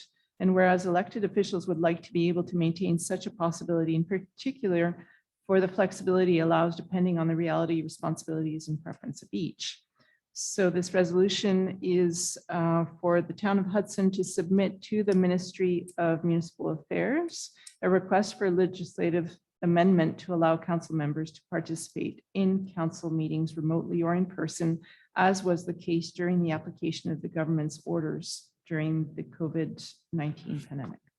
And it is also to request the UMQ, so l'Union des municipalités du Québec, to support this request, and that a copy of this resolution be forwarded to Marlene Picard, member for Soulanges. And I'd like to thank Philip for suggesting this resolution to us, as I believe it will facilitate the life of several of us on council. L'item 5.5 vise à faire une demande de modification législative pour la tenue de séance du conseil en mode hybride, donc tel qu'il était permis en vertu de l'arrêté ministériel du 26 avril 2020 qui permettait aux membres du conseil de tenir les séances quand ils pouvaient communiquer entre eux, soit par visioconférence ou par téléphone. Et il était également possible de le tenir en mode hybride, donc mixant des membres en personne et des membres à distance. Cet arrêté ministériel a toutefois été abrogé le 25 mars dernier, ce qui oblige dorénavant les élus à être physiquement réunis pour tenir dûment une séance. Donc, considérant que les élus souhaiteraient pouvoir maintenir la possibilité du mode hybride pour des raisons de souplesse reliées à la réalité de chacun, leurs responsabilités ou leurs préférences, la Ville de Thun, la résolution vise que la Ville de Thun formule une demande de modification législative à cet effet et de demander à l'Union des municipalités du Québec de l'appuyer dans la présente demande et également qu'on achemine une copie de la résolution à la députée Marilyn Picard. Merci. I need a proposer and a seconder. So Mark Gray, seconded by Peter Mate. You see the excitement around the table. Anyone in opposition to this resolution? Oh, Doug Smith, would you like to be named? Should we do a recorded vote or do we just show by majority? No, fine, put my name to. So majority or unanimity? I already had two people proposing and seconding. And then asked if anyone's, So you're against this resolution? I'm Okay. against. So it is carried by majority. Correct. Would you like your name to be shown on Yes, the that's what I minutes? thought. Yes, that's what I thought I was saying yes to. Okay, so now we need to do the vote where each person votes. That's okay. Oh, I So see. Doug Smith, how do you vote? I am against this resolution. All right. Benoit Blais, how do you vote? Yes. In favor? Peter Mate, how do you vote? In favor? Reed Thompson, how do you vote? I'm in favor. Mark Gray, In favor. Darren Legault? In favor. All right, let it show that the resolution is passed by majority with Doug Smith recorded as against.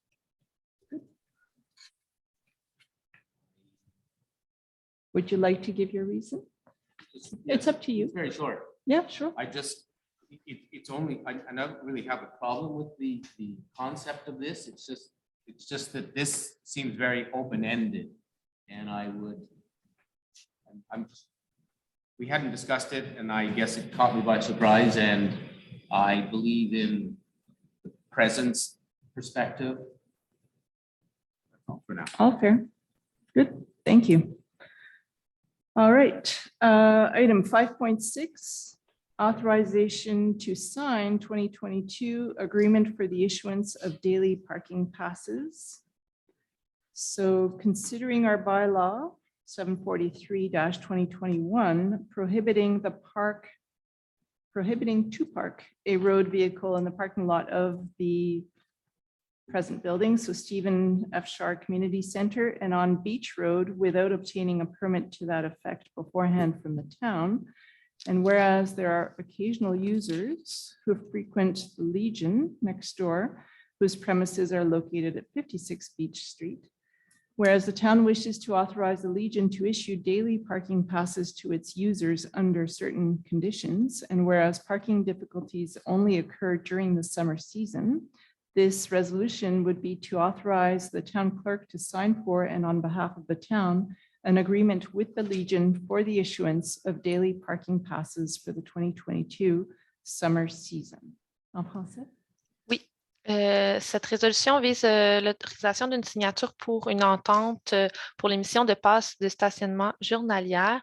Donc, compte tenu du fait que le stationnement est interdit dans le stationnement du centre communautaire sans détenir un permis pour le faire, la Ville souhaite autoriser la Légion à émettre à ses usagers des passes de stationnement selon certaines conditions. Et puis, l'entente sera pour la saison estivale, compte tenu que les difficultés de stationnement surviennent uniquement à cette période. Donc, c'est pour autoriser la signature. Merci. Need a mover and a seconder for this resolution. So I see Darren Legault and Reed Thompson. Anyone against this resolution? Raise your hand. I see no hands up. It's carried unanimously. On to section on human resources, section 6. So item 6.1, temporary contract extension for the employee hired as interim town clerk. Whereas a resolution adopted in November of last year appointing Mrs. Susan McKercher as interim town clerk, whereas Ms. McKercher's contract ended on April 1st of 2022, and the town wishes to extend the contract for a maximum of 4 additional weeks. Whereas the town clerk's office and human resource department recommend that the contract be extended to ensure the continuity of projects in progress. And whereas the Human Resources and Citizens Service Committee, this is one of the 2 committees we put into place last month, agrees with this recommendation to extend the contract of Ms. McKercher for a maximum of 4 weeks and a maximum of 35 hours per week. So until no later than April 29th of 2022, and to authorize our general manager to set and finalize the terms and conditions of the extension of the employment contract.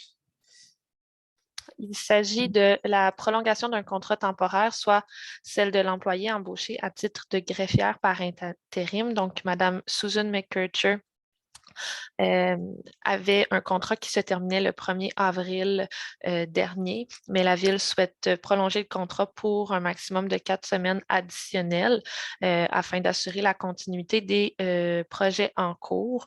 Donc, il s'agit de prolonger son contrat, soit jusqu'au 29 avril 2022 pour un maximum de 35 heures semaine et d'autoriser le directeur général à finaliser les modalités de la prolongation de son contrat d'emploi.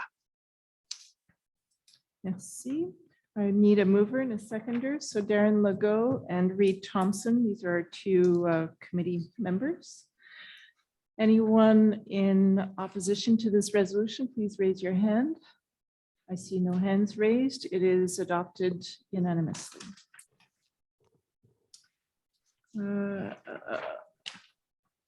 Item 6.2, termination of employment of employee 943, whereas the recommendations submitted by the Human Resources Coordinator and by the Director General, whereas the administrative investigation held from February 21st to March 25th of 2022, whereas the reasons invoked in the termination of employment letter, this resolution is so that Council approves and ratifies the Director General's recommendation and proceed to the termination of employment of employee 943 effective March 29th of 2022, and that the Human Resources Coordinator be and is hereby authorized to inform the employee of Council's decision as soon as possible and to pay the employee any amount that is owed in terms of vacation or unpaid wages. 6.2, il s'agit d'un congédiement. Donc, le service des ressources humaines et le directeur général ont formulé une recommandation afin de mettre fin au lien d'emploi de l'employé 943, suivant l'enquête administrative qui s'est déroulée du 21 février au 25 mars dernier pour les motifs invoqués à la lettre de fin d'emploi. Donc, la résolution vise à approuver et à ratifier le congédiement effectif le 29 mars 2022 et d'autoriser et de mandater plutôt la coordonnatrice des ressources humaines pour mettre en place tous les détails de fin d'emploi de l'employé en question. Merci. Need a mover and a seconder. So Darren Legault and Mark Gray. Anyone in opposition to this resolution? I see no hands up. This is carried unanimously. Item 6.3, new position for an environment inspector. Considering the regulatory changes related to the environment, so this is with regards to the revisions that we passed in the bylaws recently, whereas the environmental technician has resigned from his position and his last day of work was March 10th, 2022, whereas an assessment has been made on the needs of the urban planning division, namely to have an environmental inspector on the town's territory to identify violations of municipal bylaws concerning the outdoor use of drinking water, pesticides, waste materials, tree cutting, wastewater, and other environmental regulations. And whereas the Community Planning Department, the Planning Division, and the Human Resources Department recommend the creation of a new position of environmental inspector and the modification of the position of environmental technician in order to have a better response to the citizens' request. Whereas the representatives of the Union of Employees of the Town of Hudson have been met and accept the modification to the proposed function, considering that the Human Resources and Citizen Service Committee was met for this purpose, this resolution is to create, post, and hire for the position of environmental inspector, full-time and unionized position at an hourly rate of $27.55 per hour for the Community Planning Department Planning Division, and that this expense be allocated in accordance with the planned budget. Item 6.3 vise la création d'un poste, soit celui d'inspecteur en environnement. Donc, depuis que certaines modifications réglementaires concernant l'environnement ont eu lieu, depuis également que le technicien en environnement a donné sa démission et que le poste est dépourvu depuis le 10 mars 2022, il y a une réflexion qui a été faite par le département de l'urbanisme quant aux besoins. Et puis, il s'avère qu'il serait plus avantageux d'avoir un inspecteur présent sur le territoire pour relever les infractions aux règlements municipaux. Donc, le service recommande de créer un nouveau poste, soit celui d'inspecteur en environnement, et de modifier le poste du technicien en environnement pour s'assurer d'avoir une meilleure réponse aux demandes des citoyens. Le syndicat a été avisé et accepte les modifications aux fonctions telles qu'ils sont proposées. Et le comité de ressources humaines et services aux citoyens a également vu ce sujet à leur dernière rencontre. Donc, la résolution vise à créer, d'afficher et d'embaucher pour le poste d'inspecteur en environnement, un poste syndiqué à un taux horaire de 27,55 de l'heure. Merci, Melissa. Need a mover and a seconder, Darren Legault and Reed Thompson. Anyone against this resolution? I'm sorry, I was looking left and not right. I'll look right next time. All right, anyone? No, I can't, I need to split my eyes, sorry. All right, I believe this is passed unanimously. I saw no other hand but his, but it was to propose it and it was not in contrast. We're being unruly, it's getting late. All right, moving on to part 7, recreation, culture, and tourism. So typically this is where Reed would give us his report, but he already has. Yeah, you could, but it's 9:15, so we won't. Okay. Item 7.1, agreement between the Centre de Services Scolaires des Trois-Lacs and the Town of Hudson concerning the use of St. Thomas School for the 2022 summer day camp.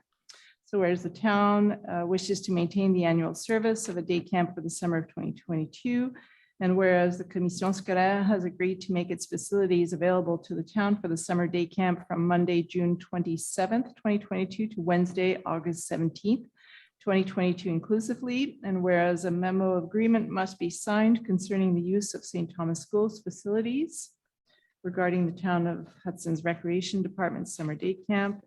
This resolution is to authorize the town clerk to sign for and on behalf of the town the agreement. And this is it, en français. Oui. 7.1, il s'agit d'une entente entre le Centre de services scolaires des Trois-Lacs et la ville, la ville souhaite souhaite utiliser les locaux de l'école Saint-Thomas dans le cadre du camp de jour pour l'été 2022. Donc, un protocole d'entente doit être signé entre les parties afin de clarifier les responsabilités de chacun. Donc, il s'agit de voter sur l'autorisation de signature de cette entente. Merci. Do I have a mover and a seconder? I'm looking right. Yes. Doug Smith proposes, seconded by Peter Mate. Is there anyone in opposition to this resolution? I see no hands. It is carried unanimously. Item 7.2, I'm going to look left on this one, warning you guys. Grants to associations and organizations 2022. Whereas council has evaluated requests for financial support from municipal associations and organizations as per the policy for recognition and support of nonprofit organizations, whereas the town confirms the approved donations with the adoption of a single resolution. And the list is to adopt the following financial contributions and to confirm this information by letter to the organizations as soon as possible following the adoption of this resolution. So the total amount is for $65,000 as was budgeted in December. So the organizations and the amounts are Le Pont Bridging for the amount of $4,000, Hudson Studio Tour for the amount of $425, La Maison des Soins Palliatifs de Vaudreuil-Soulanges, $5,000, Meals on Wheels, $1,000, Hudson Festival of Canadian Film, $4,000, Le Nichois, $2,000, Greenwood Center of Living History, $5,500, Hudson Village Theater, $12,500, Hudson Food Collective, $10,000, Hudson Arts and Culture Center, $8,075, Hudson Music Festival, $10,000, plus a maximum of $2,500 in insurance costs for the Hudson Music Festival. En français? Oui, à 7.2, c'est les subventions pour les associations et les organismes pour l'année 2022. Donc, le conseil a évalué les demandes d'appui financier et procède à l'adoption de l'ensemble des contributions financières suivantes, donc totalisant 65 000 $. Les organismes et les montants qui leur sont accordées sont les suivantes. Donc, pour le pont Bridging, 4 000 $, Hudson Studio Tour, 425 $, la Maison des Soins Palliatifs de Vaudreuil-Soulanges, 5 000 $, la Popote Roulante, 1 000 $, Hudson Festival of Canadian Film, 4 000 $, le Nichoir, 2 000 $, Greenwood Center for Living History, 5 500 $, Hudson Village Theater, 12 500 $, Hudson Food Collective, 10 000 $, Hudson Arts and Culture Center, 8 075 $, Hudson Music Festival, 10 000 $ et 2 500 et un maximum de 2 500 pour des frais d'assurance pour le Hudson Music Festival. Merci. Reed, did you want to add anything to this? No, you're good. All right, I need a proposer and a seconder. So proposed by Reed Thompson, seconded by Darren Legault. Anyone in opposition to this resolution, please raise your hand. I see no hands raised. It is carried unanimously. Thank you. Item 7.3, Earth Day 2022. This is the resolution for free distribution of trees and compost, whereas the town wishes to organize an activity for citizens to celebrate Earth Day and wishes to distribute 100 trees and compost to citizens free of charge during this activity. And considering the quote from Pépinière Dominique Savio Inc. in the amount of $3,152.71 before taxes, and to authorize this expenditure for the event. So, en français. En vue de la Journée de la Terre, la Ville souhaite distribuer gratuitement sans arbre et du compost à ses citoyens. Et puis, la résolution vise à autoriser la dépense telle que la soumission de Pépinière Dominique Savio Inc. le démontre pour un montant de 3 152,71 avant taxe. Merci. I believe that the information pertaining to this day and how the modalities for picking up the trees will be on the website, I would expect, when we get closer to the date.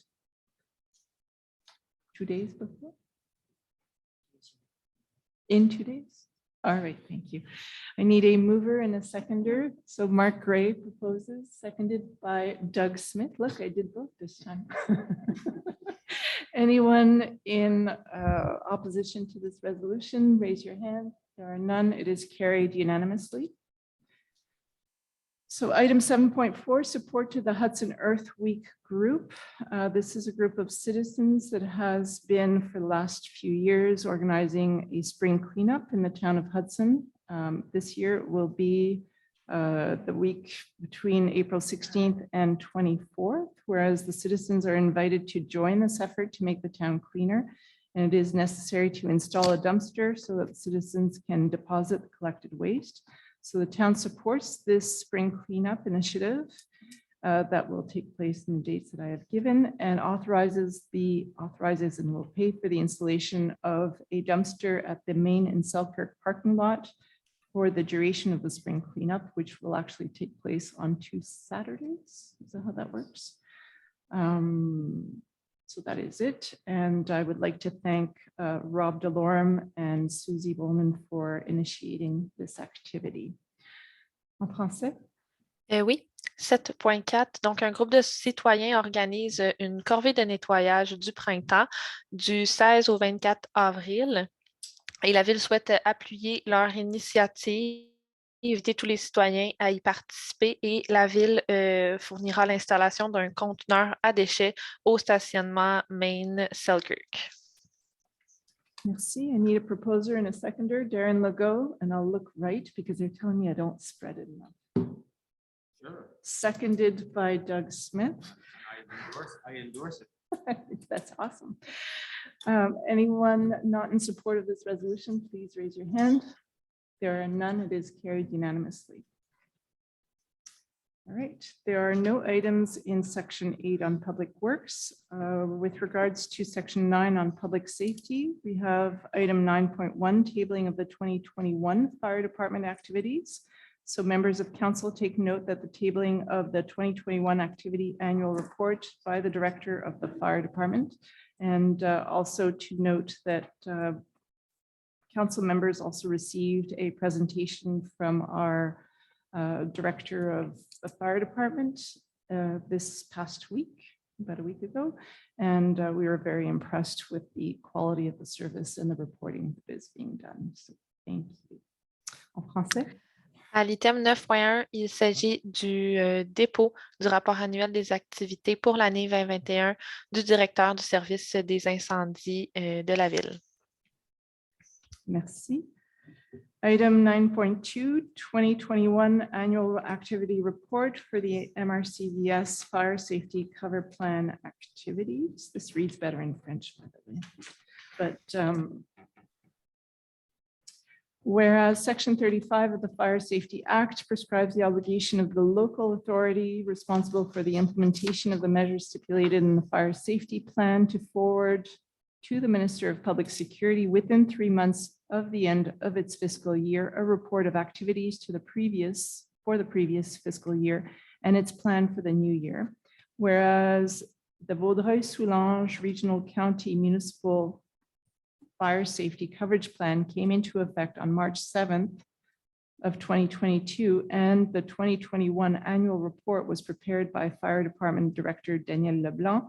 Whereas council members have received a copy of the 2021 annual report and have read its content, this resolution is to acknowledge that the 2021 annual report of Fire Safety Cover Plan and to authorize its transmission to the Vaudreuil-Soulanges Regional County municipalities so that it can be transmitted to the Minister of Public Security. Au point 9.2, il s'agit du rapport annuel d'activité relié au schéma de couverture de risque de la MRC Vaudreuil-Soulanges. Donc, la Ville a l'obligation de transmettre au ministre de la Sécurité publique un rapport d'activité de l'exercice précédent en application des mesures prévues au schéma de couverture de risque. Donc, un nouveau schéma est entré en vigueur le 7 mars, mais nous faisons rapport des activités de l'année 2021. Et puis, il s'agit uniquement d'en prendre acte du dépôt, puis d'assurer la transmission à la MRC qui le transmettra au ministre de la Sécurité publique. Merci. Need a mover and a seconder. So Darren Legault and Reed Thompson, I'm sorry. I'll look right next to you. All right, anyone not in support of this resolution, please raise your hand. There are none. It is carried unanimously. 9.3, I will look right this time. Awarding of contract of 2022-05-SI for the vehicle 802 replacement.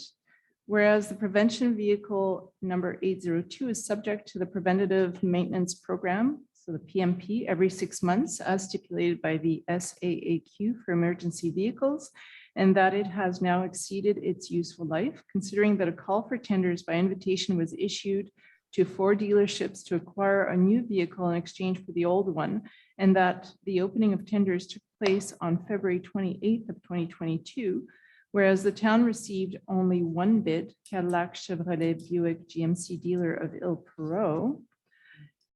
This resolution is to replace the prevention vehicle 802 and to proceed with the purchase of a Chevrolet Silverado 2022 1500 four-wheel drive crew cab and to award the contract to concessionnaire Cadillac Chevrolet Buick GMC de l'Ile Perrot, the lowest conforming bidder for the purchase of said vehicle for an amount of $58,282.70, including the exchange of the old vehicle. The tender documents at the l'appel d'offres, so public tender process, and the tender in this resolution form the agreement binding the parties. And this resolution is also to approve the payment of an amount of $17,088.29 before taxes for the purchase of emergency equipment and for the installation of reflective vinyl lettering on the vehicle, and to authorize the financing from the working capital fund reimbursed over 5 years. En français? Oui. 9.3, ça vise le remplacement du véhicule de prévention numéro 802. Donc, le véhicule actuel est évalué dans le cadre d'un programme d'entretien préventif et il a maintenant atteint sa durée de vie utile. Donc, un appel d'offres sur invitation a été lancé auprès de 4 concessionnaires pour le remplacer et une seule soumission a été reçue. Donc, il s'agit d'accorder le contrat à concessionnaire Cadillac Chevrolet Buick GMC de l'Ile Perrot et de procéder à l'achat d'un véhicule Chevrolet Silverado 2022. Le montant est de 58 282,70 $, incluant l'échange de l'ancien véhicule.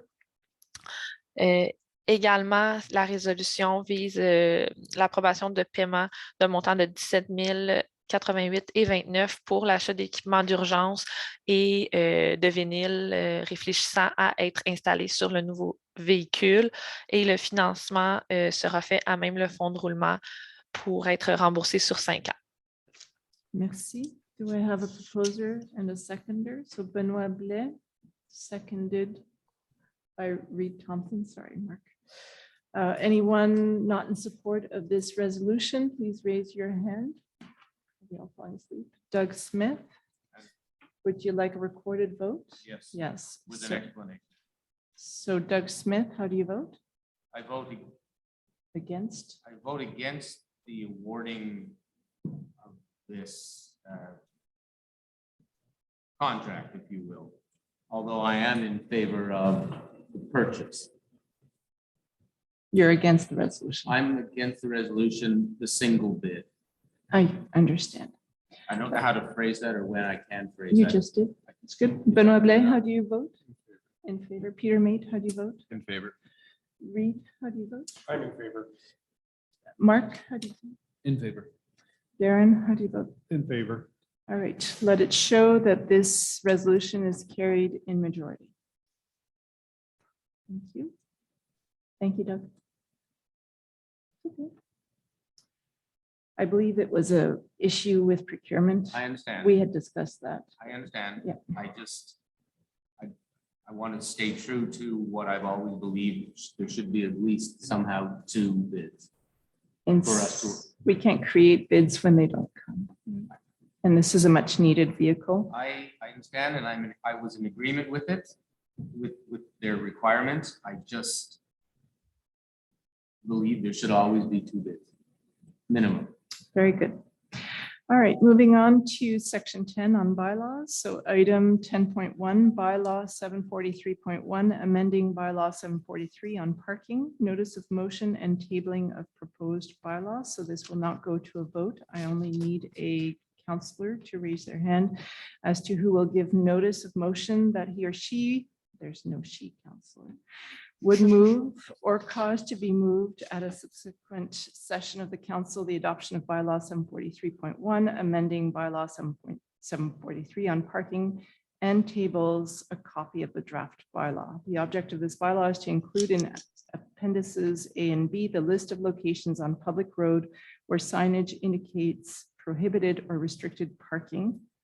And section 16 is also amended to make it more explicit. So I believe this is just to complement the original bylaw and not to change it. It was just the annex wasn't complete or hadn't been included, was one or the other.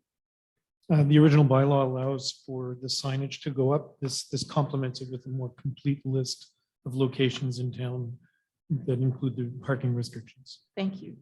Do I have a counselor to give notion on this motion? Reed Thompson gives notice of motion. All right. J'y vais en français. Français, oui, merci.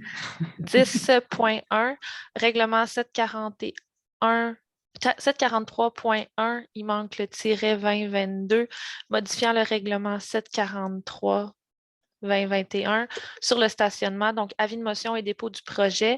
Donc, le conseiller Reed Thompson a donné avis de motion de son intention de soumettre pour adoption à une séance ultérieure le règlement 741-2022.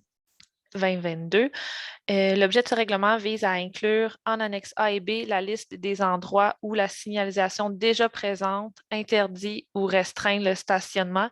Donc, ce n'est pas d'ajouter des interdictions de stationnement, donc juste d'en faire, de la répertorier en même le règlement. Et puis, on en profite pour faire une modification à la rédaction de l'article 16. Merci. There is no items under new business, no? And yes. Did you want me to mention the environment? You could mention it, but it won't if we add something now, but you should mention it. Is it okay if Mark mentions the Environment Committee that will be coming next month? All right, go ahead. Thank you, Chloe. Thank you, Phil. I just wanted to mention the Environment Committee, which will be coming up at the next council meeting, but just to put it on people's radar, it's a citizen committee. So anyone who's interested in being a part of that, and the focus for the Environment Committee will be making more precision on exactly what the mandate will be, but most likely it'll be recommendations to council. So things like pesticides, greenhouse gas emissions, heat island, tree planting programs, even reducing garbage, redirecting garbage for recycling and compost, and water conservation, all those great topics. So if anyone's interested in that, feel free to contact me or info@bill.hudson.qc.ca. And then I'm sure for the next council meeting, we'll be making it more official. Thank you. Thank you, Mark. I believe that we'll be putting maybe a notice on our website that can invite interested people from submitting their candidacy. It'll alleviate you having to receive it in your inbox. Is that okay? All right. Never says here, but there is another question period, and I always try to jump over it. So second question period. I think it's Darren who usually catches me at it. Are there any questions online?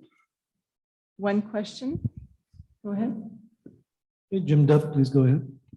Hi, Jim. Unmuted, yes.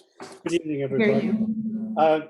Chloe, right at the beginning of the meeting, you talked about the SQ rebate. I knew you'd be there listening. $374,853 for 2021. And you said the revised math applies even though there is a challenge, a legal challenge in the courts. Now, does this mean that we have to pay out the full amount and this comes back to us eventually if that case is ruled in our favor? What's the status of this? Are we going to run it as a debit item in our accounts? I thought you might ask that question. We had an information meeting on Friday with the municipalities concerned, and the answer from the person representing the MRC, the lawyer representing the MRC, is that since the resolution to change the methodology was passed by majority, we have right now the right is given to disperse the money. So they wouldn't be able to go back and undo that. We had the right to change the math. Will the math change back? That's a difference. So according to his opinion, we wouldn't have to pay back that money. It's not retroactive. But we might be forced to if he's wrong. Well, he's basing it on some pretty strong articles in the civil code. He's pretty convincing, Jim. I think you'd be convinced too. Okay, all right, fair enough. Item 3.1, Perret and Associates, 18,550 maximum.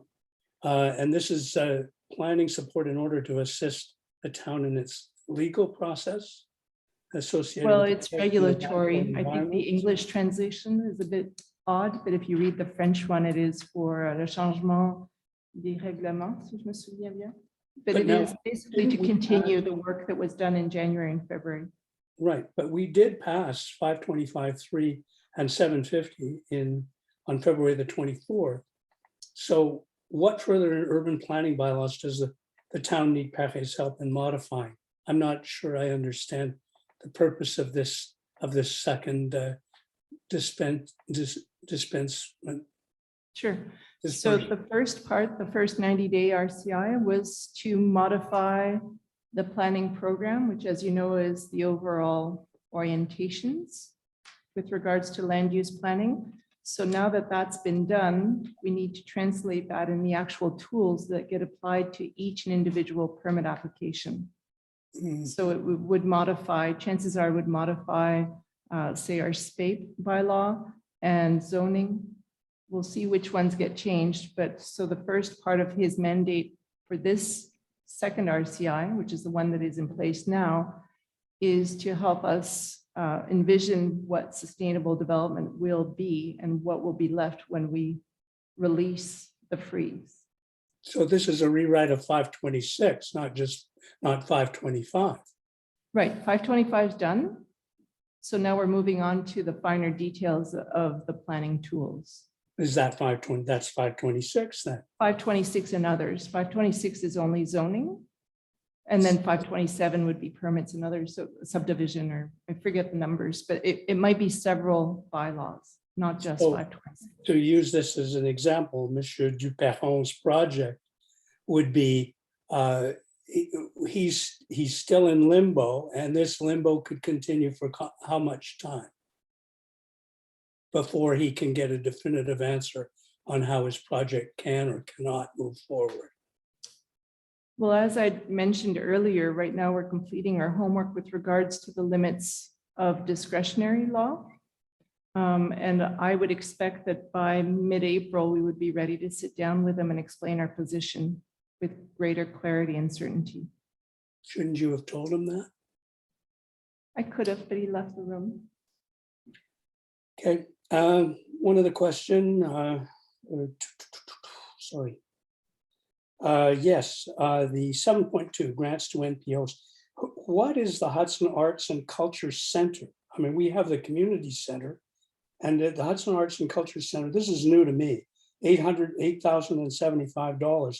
Who or what is it and how is it going to be used and where did this come from? You can see on screen. Do you know that? Okay. The Hudson Arts and Culture Center is actually a group of cultural entities who have managed to put in an offer to purchase St. Mary's Hall, and I believe that offer has been accepted, and so they are now the owners. I'll let Reed. Do you want to? Okay. What is it? End of May, yeah. So they officially take ownership at the end of April. That's when the deal closes. And this group of citizens has decided that they want to repurpose St. Mary's for an arts and culture center. And the town has decided to support them in their endeavor. Basically, what they're looking to do is to use the space as to be able to rent out office space to the different arts and culture groups within the town. And also to use the hall as a presentation space, a reception hall. Basically, they're trying to fill what they believe is a gap in the town and supporting all the different arts and culture groups, and to give them a home base where they can perform, a place where they can present, a place where they'll be able to build and store set pieces and construction, and also rent out office space so that these groups can have a home address that they can use to apply for grants, and also basically to give them more of a professional look and feel. So Does that clarify? well, I don't understand the need for it. I mean, we have the community center, we have 541 and 539. Well, there's Halco's being used as the caucus clubhouse, but 541 is pretty much standing vacant. It's the museum downstairs, but there's offices upstairs. I don't understand why we're spending money. I presume we're going to be helping pay off their mortgage. So I don't understand why we're doing this. We support them as we support other entities in town. I believe that they had come to us with a larger request, which at this time is not in our orientations, so we unfortunately had to turn them away. They came back with this, as any other entity in town has come to us, and I think that they're putting together a valuable business plan that obviously will evolve with time. And in our view, this goes in the right direction. It certainly is a recommendation also of the Arts and Culture Committee that there be a center in town. This has been going on for several councils, certainly since Prevo, or since I've been paying attention to council meetings. I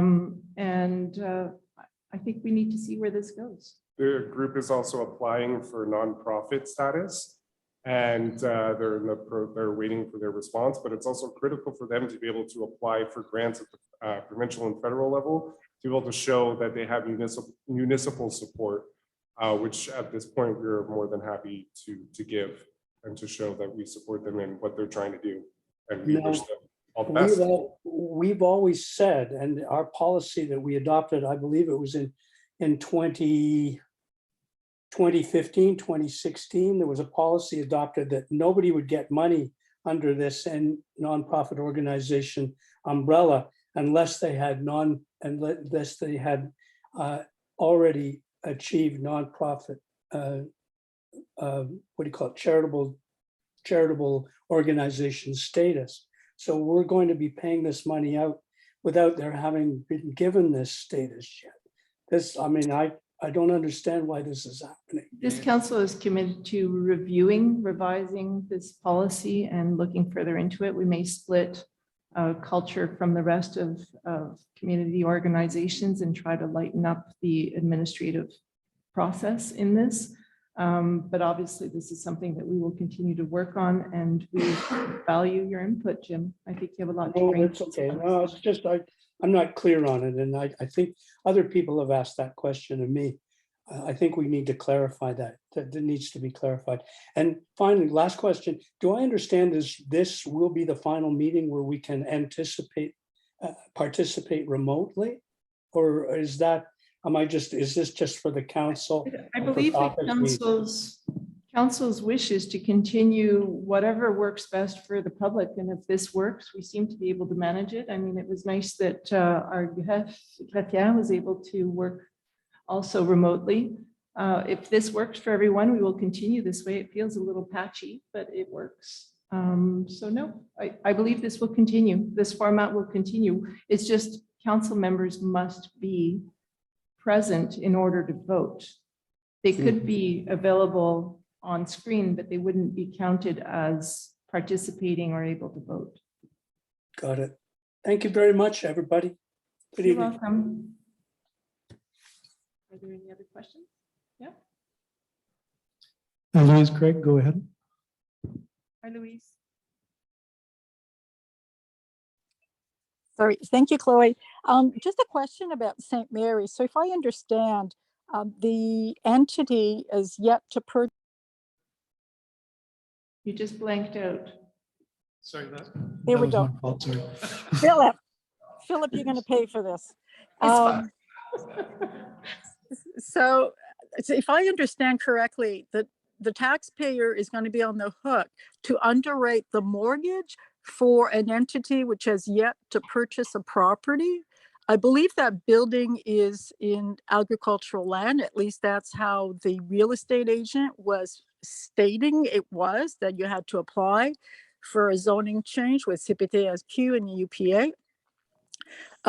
It also is, it was zoned institutional for the building itself, or the vocation of the building, which means it doesn't pay taxes to the town of Hudson. Has any of this been resolved before we decide to give money? So we're not paying for their mortgage. This is really a one-time fee for the year. So hardly pays for their mortgage. To the second part of your question, it is zoned residential within the agricultural area. So it's already had its authorization from the CPTAQ. If someone wanted to change the residential zoning to something else, then we'd have to authorize and then pass it, I would expect, to the CPTAQ. But right now it's zoned as single residential units or single family homes. And because it has already a public use in place, that would be grandfathered in as long as they continue this way. With regards to taxation, they would have to get their own exemption through the CMQ, I would believe, Philip. It is not for the town to give them an exemption. They'd have to get one through the CMQ. So that we haven't gotten to that hurdle yet or had that request yet. They would be on the hook for their own taxes this year. Does that answer your question? Yes, and it sounds like some of what they're going to be doing is going to be in competition with Village Theatre. Village Theatre was proposing on renting space and having artist groups there and classes there. So, I mean, if we've been funding Village Theatre and we're actually underwriting part of the costs for the work that they want to do to expand that building in order to go there, then we're going to be dispersing money in different areas. I mean, I believe that this council, some of the members of this council were saying their orientation was going to be fiscally prudent with the taxpayer dollars. So it sounds to me like we have the community center, which offers that space to the residents and to the organizations, which the taxpayer underwrites. We're funding Village Theatre, and now we're funding another entity which has yet to receive taxable status that would even allow them to receive any kind of donation from the town.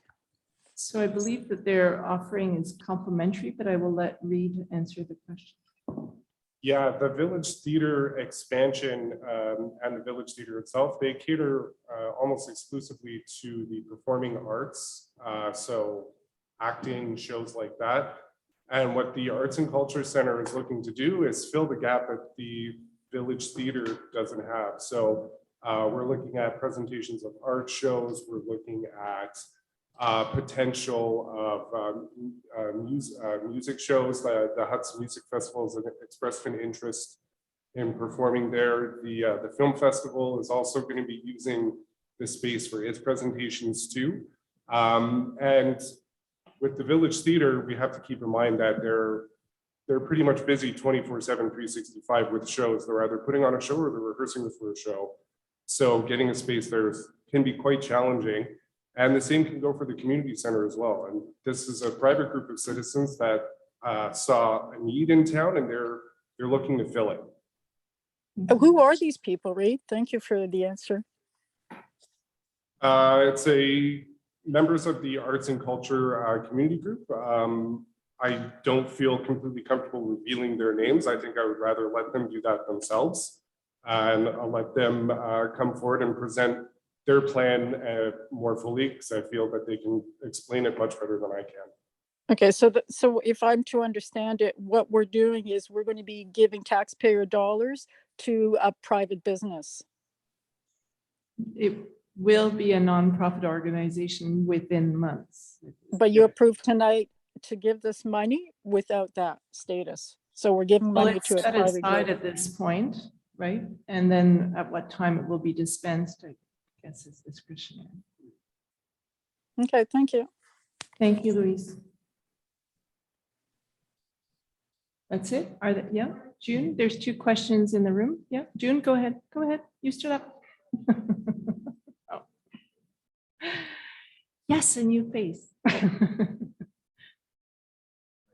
My name is Stefan Hollander from 688 Main Road. My Welcome. question is just, I'm new to this, so I'm learning, but welcome. Thank you. My question is to Peter Mate from being head of TPAC. If I understood, TPAC approved my project, but then it was unanimously unapproved, and I just need clarification of who do I speak to, because the challenge communication back and forth is tough. So. Yeah, so TPAC, the vote wasn't unanimous, but it was by majority to the recommendation to council was to approve the project. And I guess, as far as who you speak to, it would be urban planning. So it'll be Nicolas. Melissa est en charge. Melissa. Okay, so Melissa, yeah. So it's approved, but the reason it wasn't approved after, can you clarify that point? Well, TPAC always offers a recommendation to council. So it's a group of, people with different expertise, the ability to read the plans or understand the scope or the objectives, the criteria, and how the projects apply to that. And so they'll look at projects and put a recommendation to council. And council typically, is in alignment with TPAC. Every once in a while, like this one, there is a bit of a discrepancy. So that's what happened in this case. So the town will be able to give me clarification on what TPAC recommends. Then I resubmit it to TPAC, and then it goes back to the June 5th council again. Correct. Like that's the process. Yep. Delays it for 2 more months. Do you want to speak more to the criteria that was in question? Yeah, I think the biggest criteria, I guess, that was in question is on this strip in this state. There's a very clear criteria that really tries to preserve the view from the road onto the Ottawa River, and that projects that take up that view and fill it with a structure, so that I guess the goal of this objective is to try and preserve some of the views as you're driving through Main Road to see the water in between the buildings and not just have a row of buildings. So that's the objective that was set there with the criteria, and that's the criteria and objectives that was the sticking point. I should cut trees. No, it's more your garage and the building and its addition was filling up that whole view. So there's a way maybe of disposing. It's not easy to debate back and forth with the town, because I'm not going to. This is why we're opening it up a little bit, because we realize that this is becoming a little hard, and it's nice that you're here this evening. So we're trying to give you a little bit more idea as to what it was. So if you look at the neighborhood, you have a landscape, a building and a landscape, building and a landscape. And what you were proposing to do, because your garage is detached with the addition, it was really going to fill up that entire view. So if there's a way for you to maybe just turn your addition or look at it differently, to leave some view, or so it doesn't seem so urban. Thank you. Okay, thank you. June? I beg your pardon? Because otherwise we don't hear it. It doesn't record. Online, yeah. Yeah. Okay, yeah, it's just in relation to the new parking amendment to the bylaw. Now, the list that's here, is it exactly the same as it was before? Philip? Or new places have been added? The list has been changed. The actual locations of their signs have. There were The more location- signs than there were items on the list. So the list has been increased to reflect the signs that were. out. Okay, so we're not going to get like a whole lot of slew of new signs. You already have a slew of signs. Yeah, I know. That's why I was worried that we might have So now 100 you have more. a slew of names. Okay, and then the second part of it is all the vehicles that need to park on the road, like for the lawn cutting services. It doesn't necessarily apply to me, but the lawn cutters have no place to put their equipment. So are they going to be allowed to be on the road like that? Because that's something that you might want to think about. You don't need to answer tonight, but food for thought. Like Perlator trucks, FedEx, like all those guys that. Well, I think that's a delivery, so it's short period. It's Mhm. not like parking and leaving your. Or vehicle. construction, like the big construction Yeah, trucks I'm that sure like to there's park on the provisions. road. Stopping is not the same as parking. Thank you. Because it's Stopping. temporary, right? It's not someone leaving their vehicle, locking it and leaving the place. Oh, It's I usually, see. Okay, right, so they'd be allowed to park their Stopping. truck and versus go mow their parking. lawn and come back and load up again. It's tolerated, I think is how it is. All right, that's now. what I wanted to hear. Thank you. Yeah, thank you. Are there other questions from the room? Helen? No. No, that's it. Yes. To Darren's favorite point of the evening, or is it Mark's favorite point of the evening? Item 12, adjournment of the meeting. I need a mover and a seconder, and I'm looking left. So Mark, great, and Darren Legault. And do we need to vote on this? I ask every time. Oh, so all in favor of lifting the yes. Oh, so anyone in opposition to this resolution? No? Okay, all right, it's unanimous. Thank you. They didn't like my flipping. So the meeting is adjourned at 9:59.